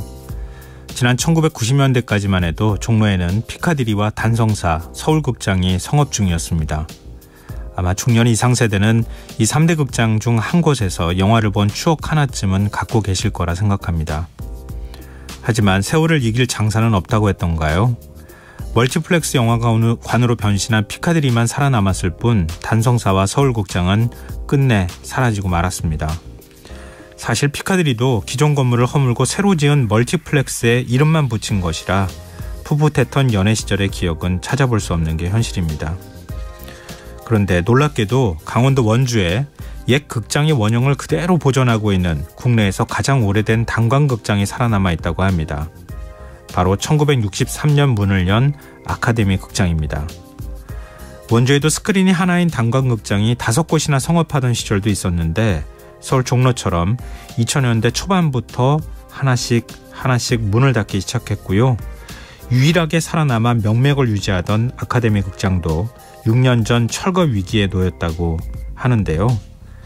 시민들이 극장 수호대까지 꾸려서 보존 운동을 펼친 결과 지난 2021년 한국 내셔널 트러스트 주최 캠페인에서 문화재 청장상까지 수상하고 또 지난해에는 원주시가 32원을 들여 극장 건물과 토지를 사들이기도 했다고 합니다.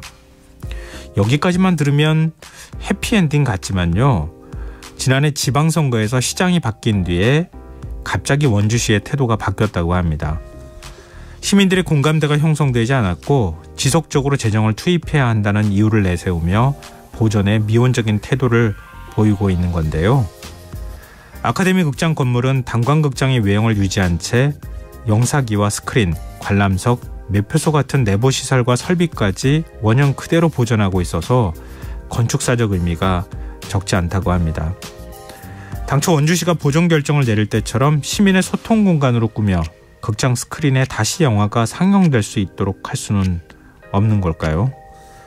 요즘 젊은 세대 사이에서 배꼽 티에 통이 큰 바지를 입었던 90년대 복고 패션이 유행이라는데 멀티플렉스 대신 극장에서 영화도 보고 커피도 마시는 것도 꽤 근사한 일이 되지 않을까요? 지금까지 오늘의 발견이었습니다.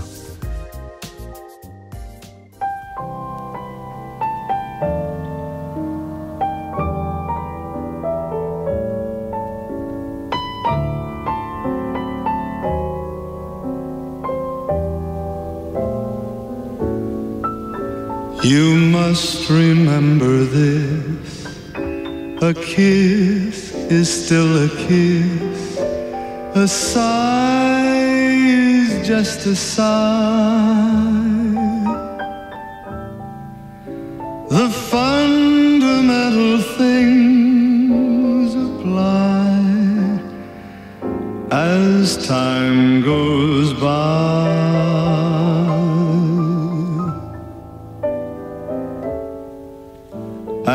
when two lovers woo, they still say I love you.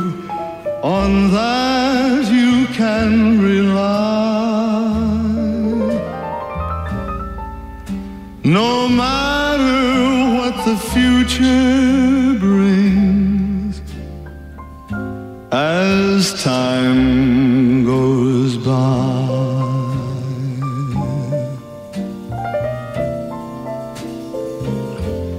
Moonlight and love songs never out of date, hearts full of passion, jealousy and hate.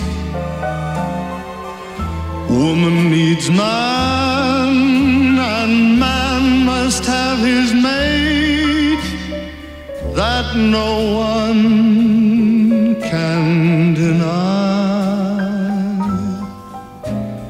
It's still the same old story, a fight for love and glory, a case of do or die.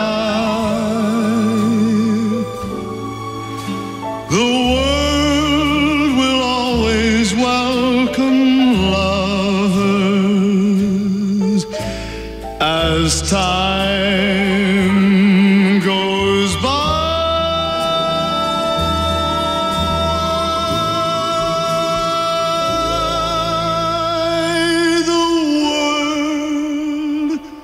Will always welcome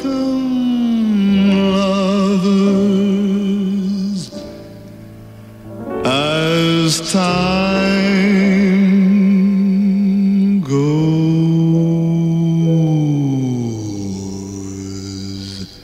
by.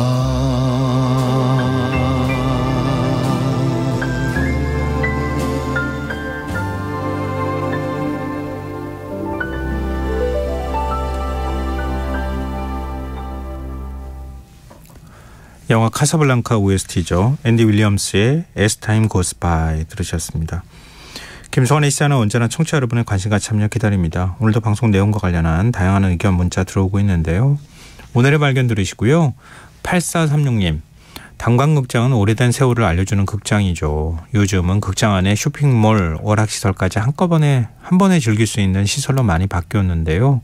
그렇지만 옛 모습이 남아있는 단관극장, 문화재로 지정하고 관광 투어에 포함한다면 우리나라의 남녀노소, 외국인에게도 인기가 많을 듯합니다. 이렇게 의견을 주셨어요. 그리고 7995님, 저는 단관극장은 안 가봤지만 방송에서 소개한 것을 본 적이 있어요. 현대시설에 비해 불편할 수 있겠지만 향수를 느낄 수 있는 단관극장. 정부에서 이런 귀한 극장을 유지할 수 있는 다양한 방안들을 마련해 주면 좋겠어요. 안타까워요. 옛날 어르신들이 입었던 교복을 구비해둬서 이벤트로 진행하는 건 어떨까요? 도시락, 달고나 같은 추억 음식도요. 이렇게 의견 주셨어요. 맞습니다. 이것도 괜찮을 것 같은데요. 요즘 이런 극장을 젊은 층이 더 좋아할 것 같은데요. 극장을 통째로 스탱으로 카페로 만들었는데 막 미어 터져가지고 줄을 설 정도다. 이런 얘기도 지금 들리고 있잖아요. 그러니까 이런 극장을 그대로 없어지게 두지 말고 진짜 좋은 아이디어를 가지고 시민들이 같이 만나고 또 영화도 또 한 구석에서는 보기도 하고 커피도 마시고 도시락 같은 거 교복까지는 그렇다 하시더라도 그렇게 모이셔가지고 뭔가 얘기할 수 있는 공간으로 만들면 좋긴 할 텐데 시에서는 좀 예산 부담이 있는 모양이에요. 한 수십억 정도 수준이 되지 않을까 이런 얘기도 나오던데요. 예산을 그만큼 들여도 될까요? 시민들에게 한번 물어보고 결정하시면 어떨까 이런 생각이 드네요. 네, 문자 주셔서 고맙습니다. 계속해서 많이 주십시오. 저희가 추첨해서 당첨된 분들께 모바일 쿠폰 선물로 드리겠습니다. 참여하실 문자 번호는 샵9730이고요. 짧은 문자는 50원, 긴 문자는 100원의 정보 이용료가 부과됩니다. 콩 게시판 KBS 라디오 유튜브 채널을 통해서도 무료로 참여하실 수 있습니다. KBS 라디오 김성환의 시사회와 함께하고 계신 지금 시각은 11시 8분입니다.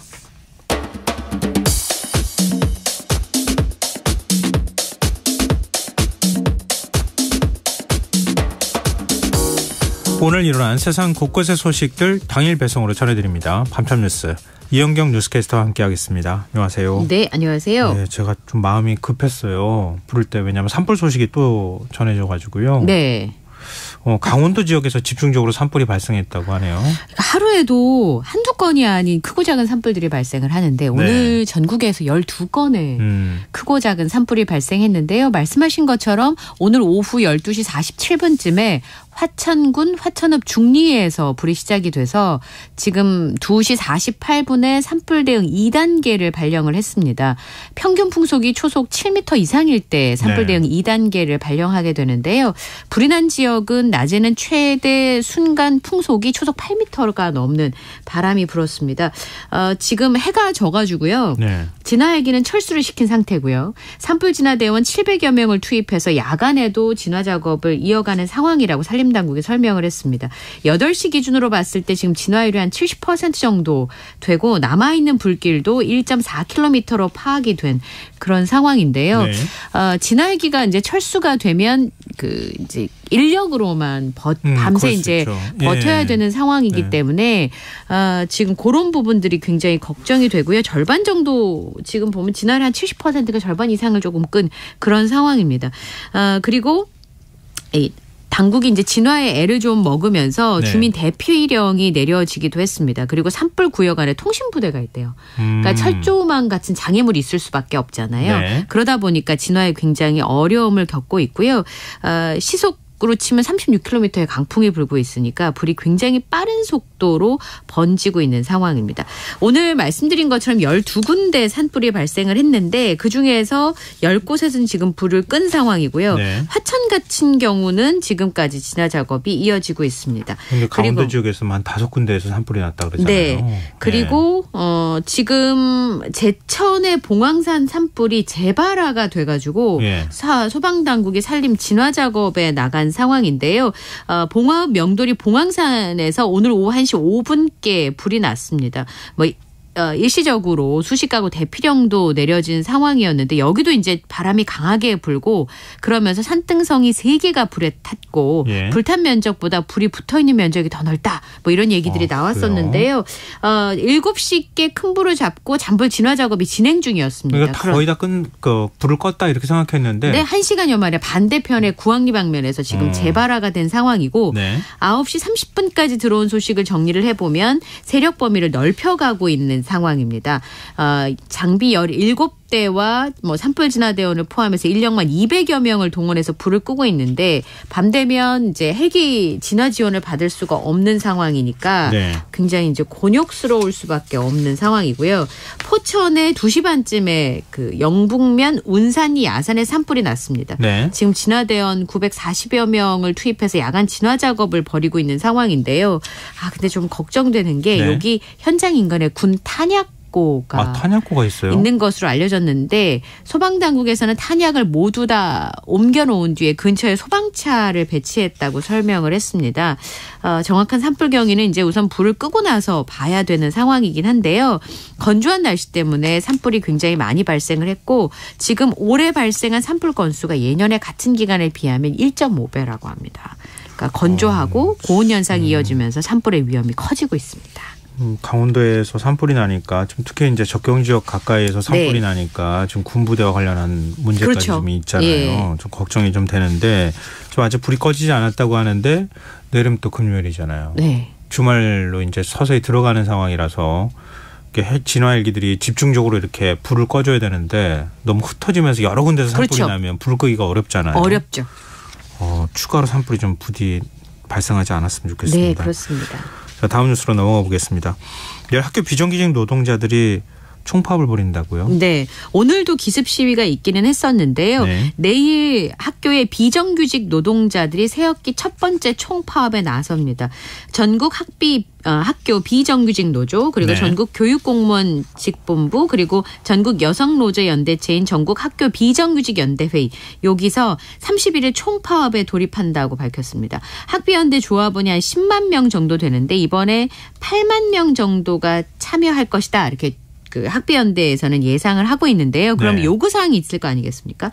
요구사항은 근속연수가 높아질수록 정규직과 임금 격차가 굉장히 많이 벌어진대요. 그러니까 그 임금 체계를 개편해달라. 그리고 적정인력 증원 등 실효성 있는 학교 급식실 폐암 산재 대책을 마련해달라. 이런 요청을 하고 있습니다. 네. 연대회의에서 한 내용을 보니까 교육공무직 1유형이요. 영양사나 사서분들이 이제 여기에 포함이 되어 있는데 임금 대비 기본급 2.7% 인상과 근속수당 그리고 명절 휴가비 인상, 임금체계 단일화를 요구하면서 작년 9월부터 교육당국과 교섭을 벌여왔다고 합니다. 그리고 지금 말씀드렸던 조리사와 돌봄 전담사가 포함되어 있는 임금이 가장 낮은 2유형 임금 대비 2% 인상안을 제시한 상황이고요. 그다음에 급식노동자 폐암산재 문제는 좀 해결이 돼야 되는 문제인데. 이건 굉장히 심각한 문제라고 하잖아요. 예, 구체적인 대책을 계속 요구해온 상황이거든요. 예. 근데 정부에서 내놓은 대책이 14일 날 나왔었는데 그게 오븐 요리를 권장하고 튀김 요리를 제한해라. 네? 그런 무슨 얘기예요? 대책을 말하자면 폐암 산재 문제니까 오븐 요리를 많이 하고 예. 그러니까 이제 말하자면 기체가 많이 발생할 수 있는 튀김 요리를 제한하는 등의 관련 대책을 내놨습니다. 그러다 보니까 아니, 그 환기에 신경을 쓰고 왜냐하면 워낙 아이들이 튀김 요리 좋아하고 그러잖아요. 맛있지 않습니까? 네. 예.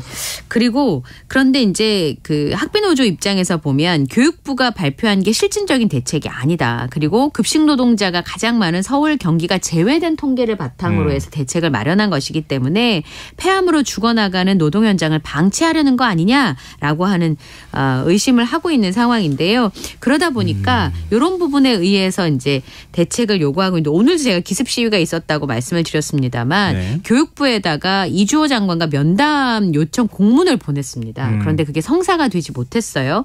그래서 교습 과정에서 교육부가 계속 뒷짐지고 이런 문제를 해결하지 않고 수수방관해왔다는 게 이들 단체의 주장인데 네. 총파업으로 내몰지 말고 면담을 잡아달라고 계속 요구를 했었습니다. 그런데 이주호 장관이 회의에 불참했는데 거기에 대해서 교육부에서는 연대회의가 부총리가 입장하기 전에 회의장을 점거하면서 일정이 지도돼서 이주호 장관이 참석을 못했다라고 설명을 했는데 다음 주에 이제 이주호 장관과 면담을 추진하겠다. 교육부 관계자가 이렇게 설명을 했습니다.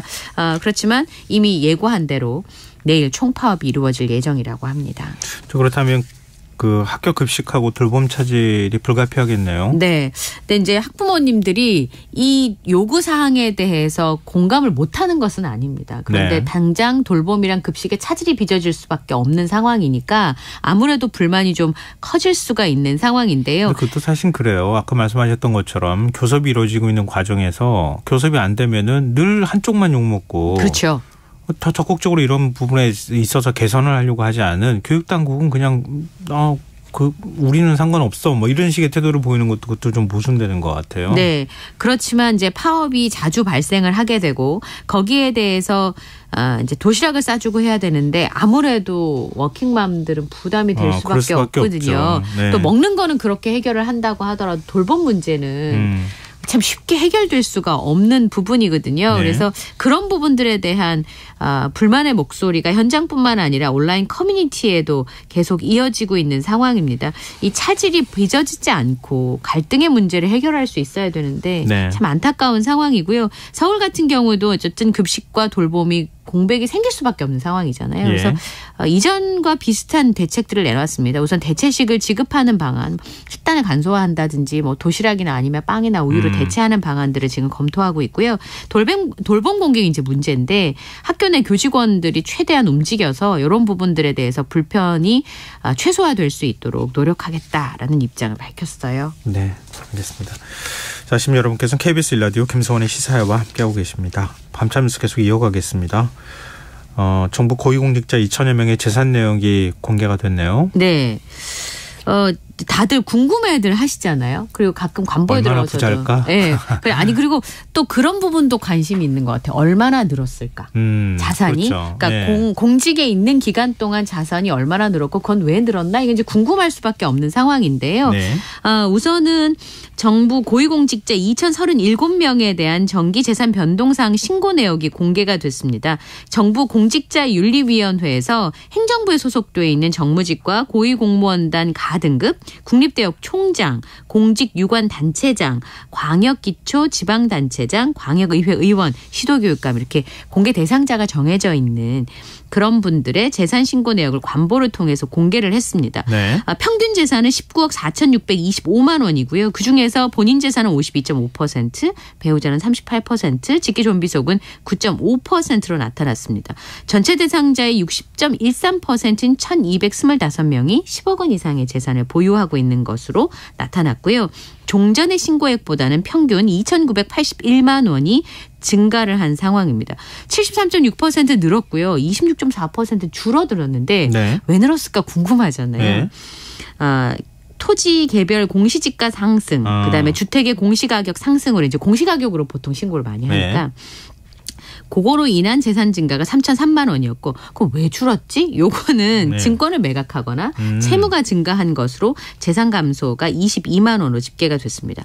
윤석열 대통령이 신고한 재산은 76억 9,725만 원으로 작년보다 5천여만 원이 늘었고요. 네.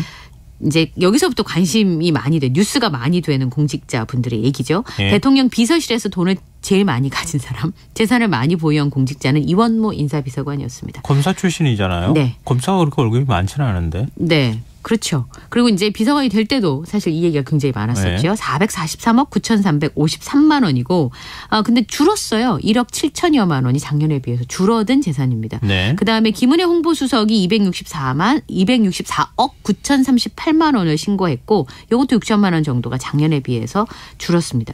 국무위원 가운데 제일 재산이 많은 사람은 이종호 과학기술정보통신부 장관인데 148억 7,003만 원의 재산을 신고했는데 작년보다 11억여 원이 줄었습니다.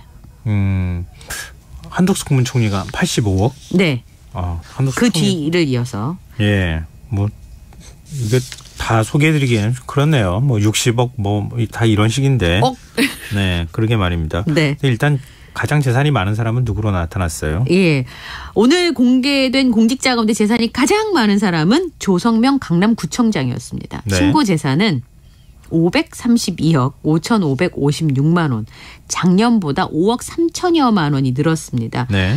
그리고 이제 재산 상위 신고액 10위 안에 아까 말씀드렸던 이원모 인사비서관, 김은혜 홍보수석이 그 이름을 쭉 올렸는데요. 고위공직자 4명 중에 1명이 이른바 강남 3구의 집을 보유하고 있었습니다. 그리고 오늘 약간 논란이 있었던 인사가 있는데 네. 바로 김대기 비서실장인데요. 왜요? 김대기 비서실장이 73억 4천만 원을 신고를 했는데 작년보다 25억 원이 넘게 증가를 한 겁니다. 그러면 1년 공직자 동안 출신인데 이렇게 돈이 많아요? 그런데 그러니까 뭐 재산은 정당한 절차를 거쳐서 많이 확보를 했다 그러면 그거는 뭐 비판의 여지가 있다고 볼 수는 없는데 문제는 제가 말씀드린 것처럼 1년 동안 25억이 늘었어요. 왜 늘었나 봤더니 김대기 비서실장의 설명은 뭐냐면 작년 신고 때 빠뜨린 부분이 있었다라고 하는 겁니다. 증권 한목 중에서 작년에 없었던 발행어업이 28억이 추가가 됐는데 이게 채권이거든요. 네. 수익률은 뭐 연으로 한 4에서 5% 정도 주는 금융상품인데 작년에 실수로 이게 안 들어갔다라고 해명을 했어요. 그럼 신고를 부실하게 한 거 아닙니까? 예, 그래서 실수로 입력하지 않은 것이다라고 하는데 고위공직자의 재산 등록 시스템에서 신고 당사자의 금융 정보를 자동으로 불러들이게 돼 있대요. 네. 시스템이. 네. 그럼 그건 자동으로 불러들이는 건데 작년에 직원이 실수해서 입력하지 않았다? 뭔가 이제 석연치 않다. 이런 언론 보도들이 나오고 있습니다. 신고 의무가 규정이 돼 있는데 실수로 안 했어요. 이렇게 얘기하는 게 이게 앞뒤가 맞는지 잘 모르겠어요. 네. 근데 공개 대상자의 39% 정도가 좀비석의 재산 고지를 거부했다고요? 네. 독립생계를 이유로 해서 직계존비 속의 재산 고지를 거부한 비율이 39.9%인데요. 최근 5년간 최고치를 기록했던 작년의 36.7%보다도 더 높았습니다. 정부 공직자윤리위원회에서 6월 말까지 이번에 공개된 모든 공직자의 재산 변동 사항에 대해서 심사를 마무리할 예정인데요. 궁금하시면 한번 들어가셔서 보시는 것도 의미가 있습니다. 보시려면 오늘 0시부터 대한민국 전자관보 홈페이지에 들어가시면 확인하실 수가 있으니까 궁금하신 분이 있으시면 한번 어떻게 재산 변동이 됐고 무엇으로 재산을 구성하고 제가 한번 들어가 본 적이 있었거든요. 들어가서 또 박탈감이든 화가 나든 뭐 그럴 것 같은데요. 아니요. 재밌는 부분도 있어요. 한번 들어가 보십시오. 그래요? 네. 알겠습니다. 자, 다음 뉴스로 넘어오겠습니다. 몬테네그로에 구금 중인 권도영 대표 신병 속보전이 뭐 치열하다고요? 네. 그리고 이제 바로잡아야 될 내용들도 좀 있어 보이는데요. 몬테네그로에서 권도영 대표가 체포가 됐는데 한국, 미국 양국 간의 쟁탈전이 굉장히 치열한 것으로 보입니다. 우선 지금 언론 보도가 나오는 건 우선 기소가 먼저 되는 국가에서 우선권을 가져간다라는 내용이 있었는데 미국이 먼저 신청했다라고 당초에 알려지기도 했었는데 그건 사실이 아니라고 하네요. 그걸 바로 잡아줬습니다. 권도영 테라폼랩스 대표가 국내외 언론들의 굉장히 이건 주목을 받고 있다고 표현하면 맞죠. 주목을 받고 있다라고 말씀을 드려야 될 건데. 엄청나게 피해를 줬으니까요. 네. 그래서 몬테네그로 법무장관이 직접 기자회견을 했습니다. 세르비아 언어와 그 영어로 이제 기자회견을 했는데요. 우선 이제 질문이 나왔어요. 한국과 미국이 범죄인 인도 청구를 했다라고 밝히면서 권도영 씨에 대해서는 미국 측에서도 인도 요청을 한 상태다.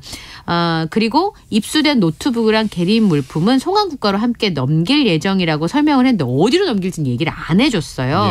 그 언론에서는 이 장관 기자회견을 인용해서 미국이 한국보다 먼저 범죄인 인도 요청을 했다고 보도를 했는데 확인해 보니까 그런 발언을 한 적이 없고 별도의 입장을 밝힌 적이 없다라고 했고요. 우리나라 법무부도 바로 신청을 했다고 해서 확인을 해보니까 우리나라가 하루 먼저 신청한 것으로 알려지고 있습니다. SNS에서는 미국으로 보내라 뭐 이런 의견도 꽤 있던 모양인데요. 왜냐하면 이제 병과주의라 그래서 미국 같은 경우는 각 죄를 다 독자적으로 죄를 확정한 다음에 한꺼번에 합산을 하잖아요. 그러다 보니까 어마무시한 형이 나오기도 하는데 우리나라 같은 경우는 최소 50년형 이상이 나오기가 좀 어려운 상황인데 실제로 미국에서 어떤 내용으로 구체적으로 기소를 했는지 우리가 알 수가 없으니까 어느 정도 형이 나올 수 있는지는 알 수는 없습니다만 이전에 폰지 사기 같은 경우에 150년형을 받은 적이 있었잖아요. 그러다 보니까 우리나라에서보다는 미국에서 처벌을 받는 것이 훨씬 더 무거운 형을 받을 수 있다. 가능성이 높다. 이런 얘기들이 나오고 있습니다.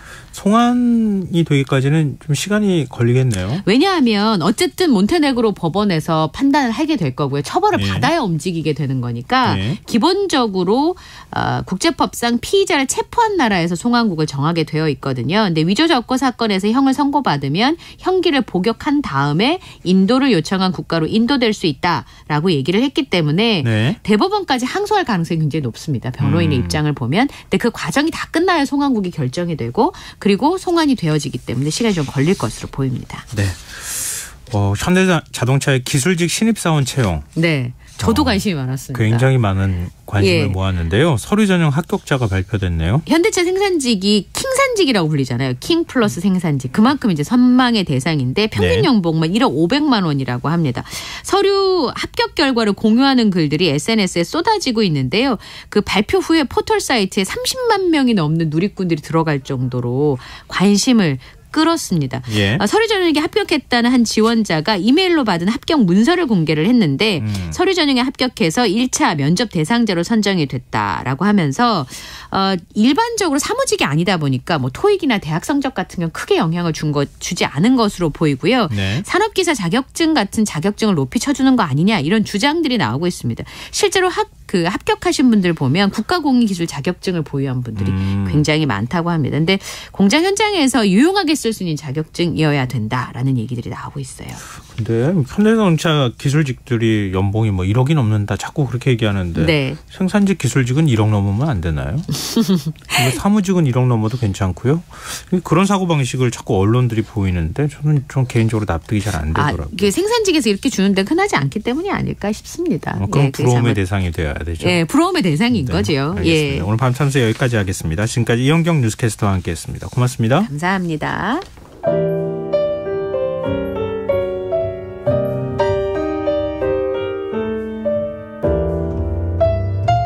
내일의 품격. 김성환의 시사야에서 챙겨가세요. 하루를 마무리하는 시간 꺼내보는 당신의 지식 창고. KBS 1라디오 김성환의 시사야.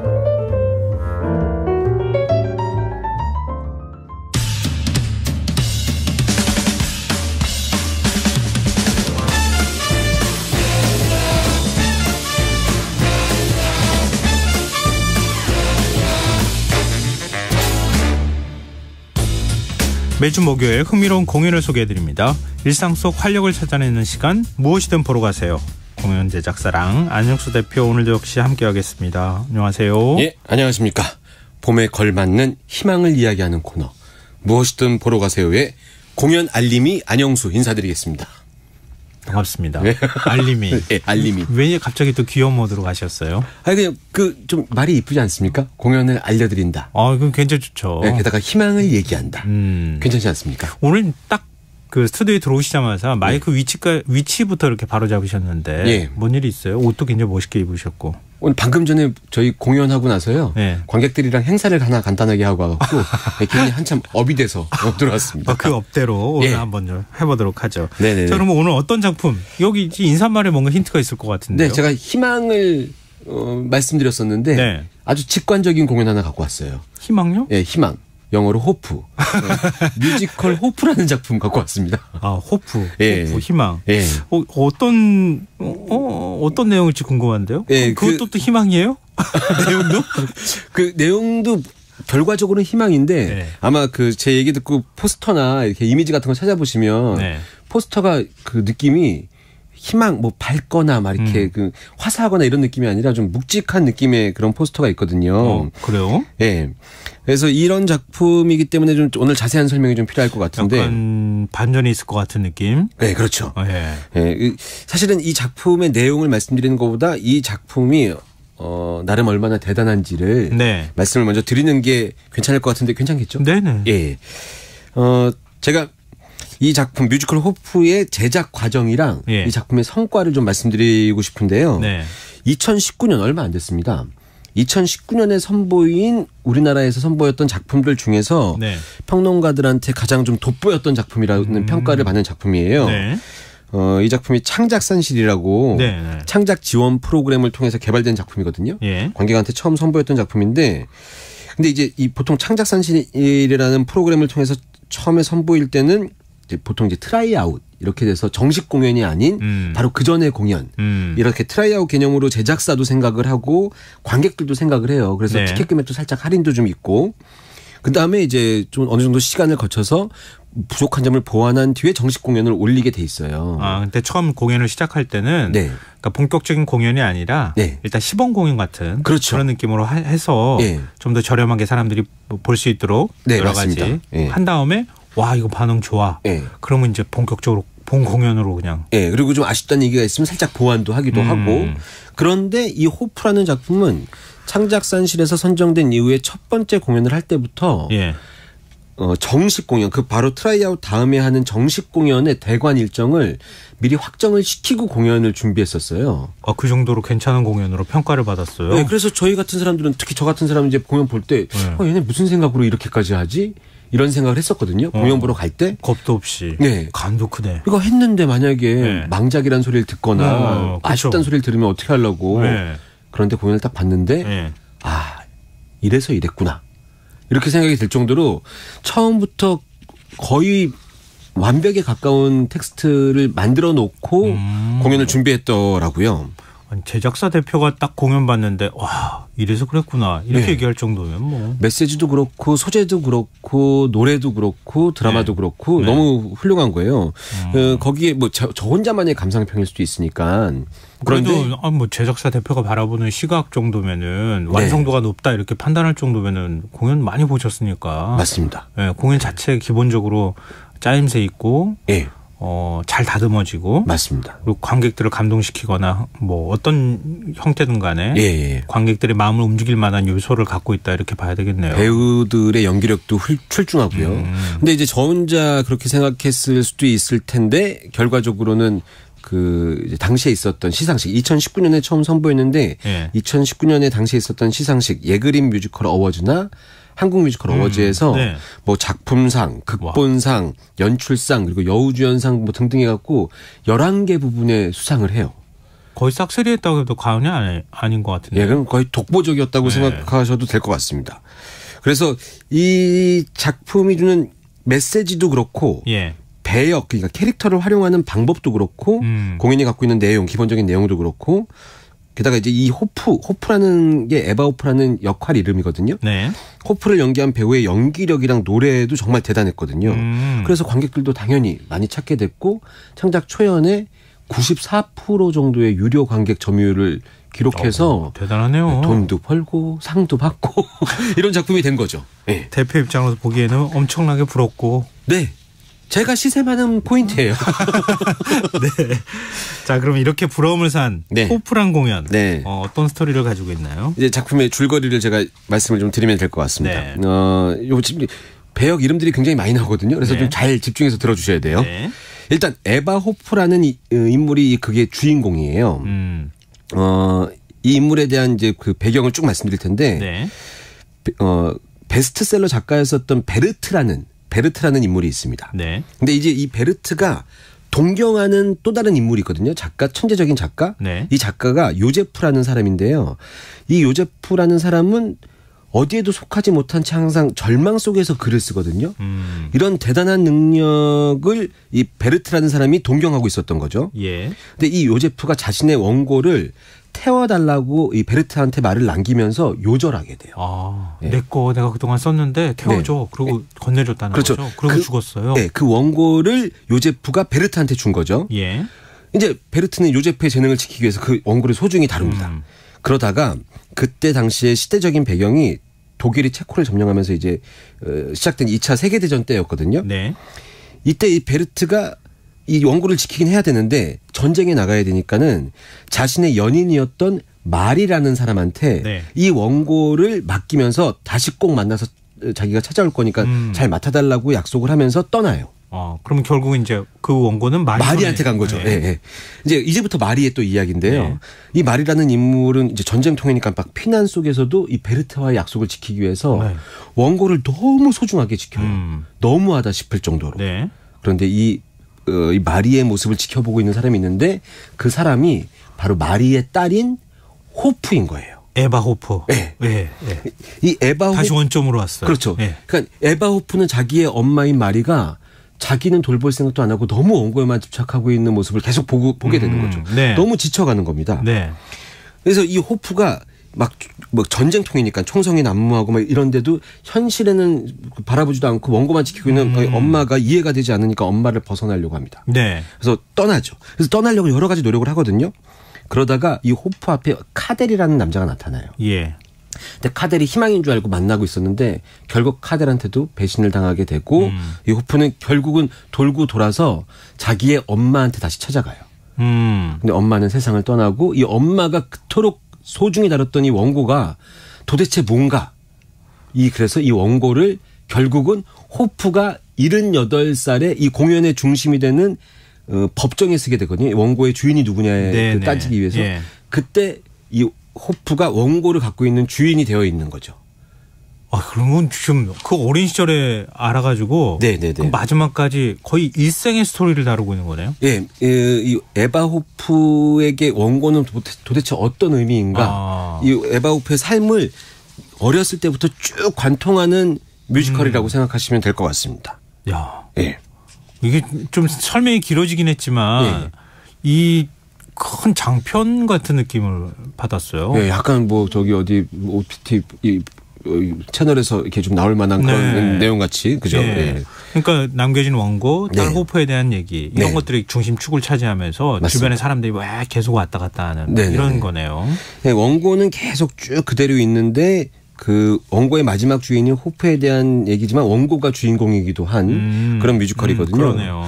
그래서 그런지 그 원고가 이 공연의 주인공이기 때문에 보통 뮤지컬 보면은 앙상블들이라고 저희가 표현하잖아요. 네네네. 이 앙상블들을 가리키는 예매 상세 페이지에 보면은 앙상블들을 앙상블이라고 표현하지 않고 책갈피들이라고 표현을 해요. 그래요. 네, 책갈피들이라고 표현도 하고 주요 캐릭터인 호프, 마리라고 나오는데 이 원고도 캐릭터 이름이 있습니다.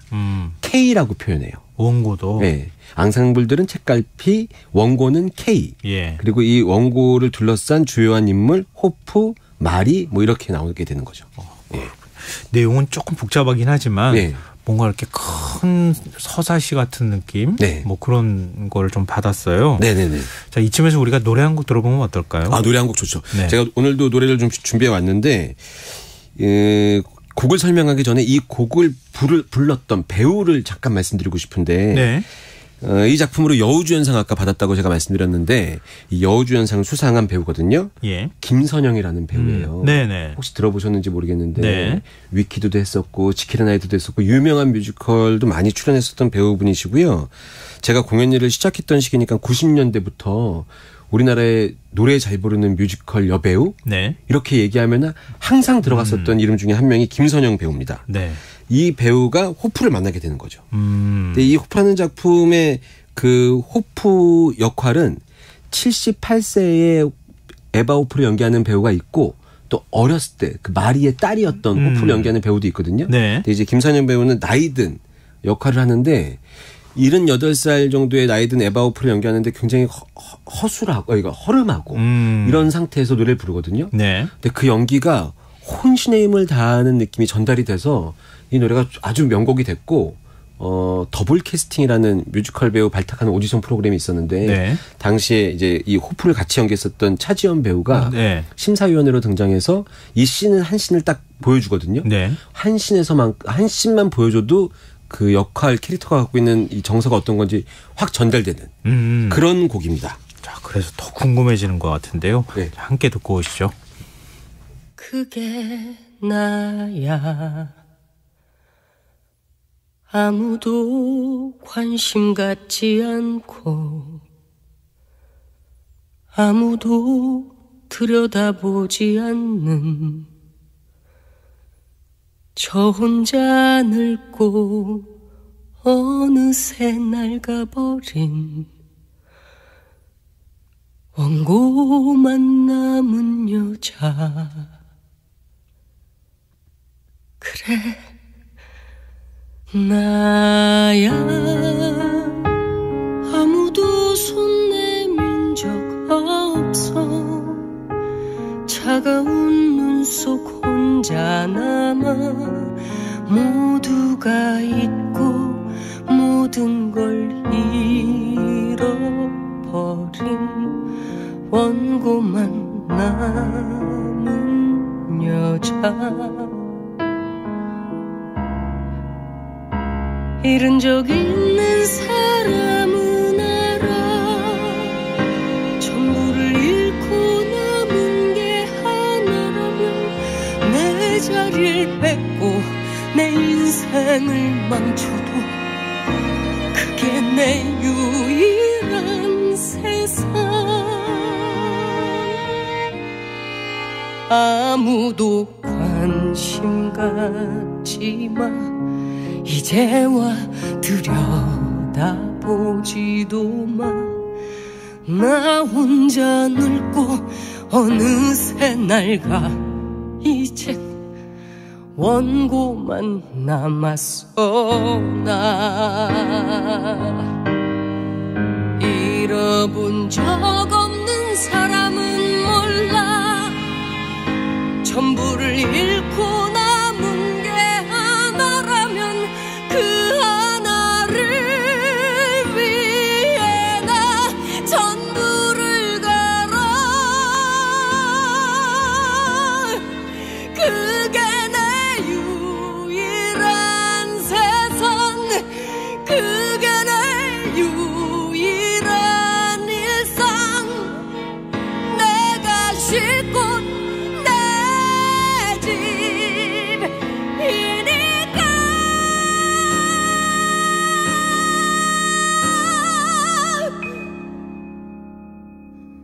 누구든 손 내밀어줘 차가운 눈 속 혼자 두지 마. 살아도 된다 잘 견뎌 왔다고 나.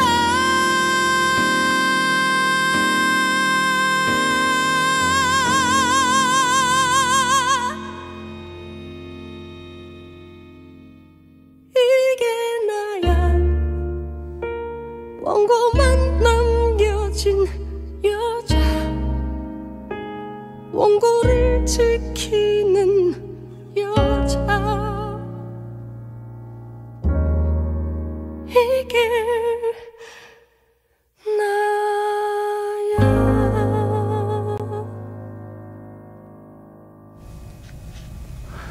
뮤지컬 호프의 동명의 넘버 호프 김선영 배우 목소리로 들어봤습니다. 청취자 최지영님께서요. 너무 슬프잖아요. 뮤지컬 캐치의 메모리가 떠오르기도 하네요. 이렇게 네. 문자를 주셨어요. 메모리 대단한 넘버죠. 네. 하지만 호프. 오늘은 호프. 굉장히 김선영 배우 목소리가요. 이렇게 네. 목소리가 연기를 잘한다고 하는 그렇죠. 표현이 있잖아요. 네. 가창력이 좋아요. 이런 것도 그렇지만 굉장히 감성적이고 네. 호소력이 있고 이런 목소리네요. 네. 공연장에서 들으면요. 울어! 이렇게 하는 것 같은 느낌이 들어서. 이렇게 얘기하는 것 같아요. 너 힘들잖아! 지금 내가 노래 부를 테니까 울어! 힐링 받아! 막 이런 느낌이 들어요.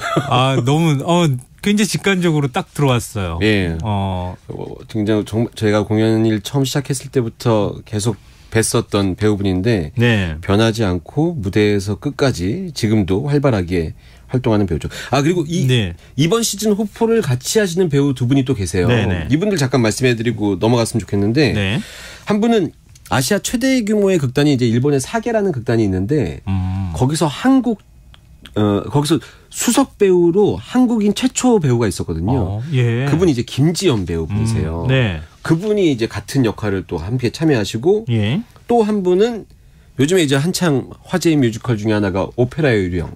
예. 있지 않습니까? 예. 그 우리나라 배우들이 했었던 2001년 가장 첫 번째 공연 때 크리스틴을 맡았던 배우가 이혜경이라는 배우인데 그분이 이제 예바 호프로 합류해서 연기하신다고 하시니까 예매하실 때 이 세 분의 호프 중에서 마음에 드는 분을 선택해서 공연 관람하시면 좋으실 것 같아요. 작품도 좋고 출연하는 배우도 되게 대단하고. 예. 제가 얼마 전에 대학로를 돌아다니는데 이혜경 배우와 호프 연습하는 배우분들을 만났어요. 예. 너무 오랜만에 예전 2001년에 크리스틴을 만난 거예요. 오페라 유령의 크리스틴. 만나자마자 호프를 하고 있는 건 알고 있었으니까. 그냥 굉장히 반가웠습니다. 그러면서 속으로 지금 같아서는 마음에서는 시사야 시청자를 위해 노래해 막 오페라 유령처럼 막 이렇게 옆에서 막 이렇게 떠들고 싶은데. 네네. 전 여튼 경력이 오래된 배우들이 특히 또 여성 배우분들이 주인공으로 원탑으로 쓰는 이런 공연들 이런 공연들 많이 활성화됐으면 좋겠다는 생각입니다. 언제 같이 한번 나와주세요. 지금 컨펌 하시는 거예요? 예. 아니 그런 김선영 배우 같은 분들. PD님 고개 끄덕였습니다. 네네. 출연료 대충 섭외되면 바로 부르겠습니다. 출연료는 좀 나중에 하고 일단 먼저 출연하는 걸로 하고 그리고 하면 되잖아요. 진행자님 지금 보시니까 약간 그런 쪽이 또 소질이 있으시네요. 일단 일을 저지르고. 알겠습니다. 네. 좋습니다. 청취자 김정훈님께서요. 네. 읽히지 않는 책과 읽히지 않는 인생 많은 생각을 하게 되네요. 이스라엘 국립도서관과 호프의 재판 실화를 바탕으로 한 창작이라니 더 보러 가고 싶습니다. 이렇게 문자를 주셨어요. 맞습니다.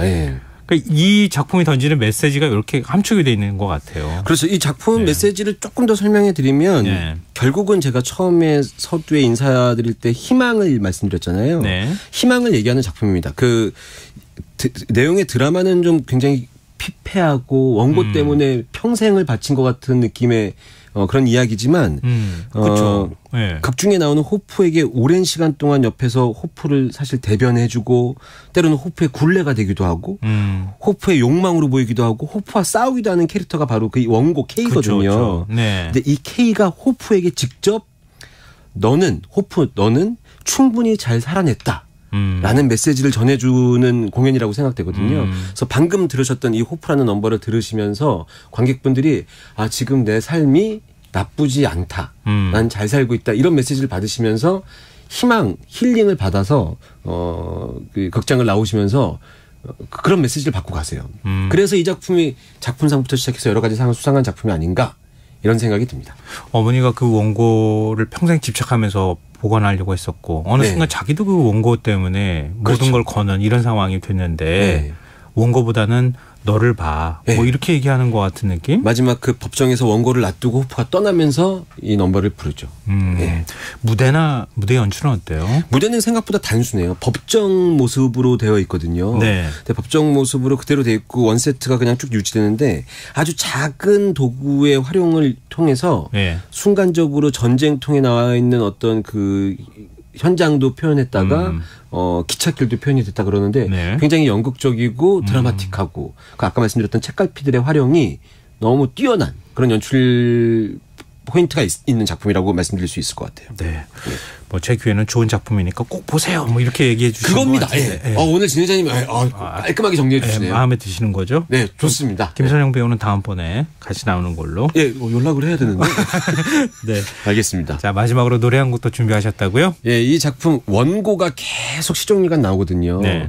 사실 호프는 젊었을 때 호프, 어렸을 때 호프, 호프의 엄마 말이 이렇게 나오잖아요. 네. 근데 원고는 초질간 계속 나옵니다. 그 원고를 K라고 캐릭터를 말씀드렸는데 네. 이 K의 넘버가 있어요. 원고의 넘버. 네. 원고의 넘버 길 위의 나그네라는 넘버거든요. 네. 이 넘버를 마지막으로 좀 들려드리고 싶습니다. 네, 알겠습니다.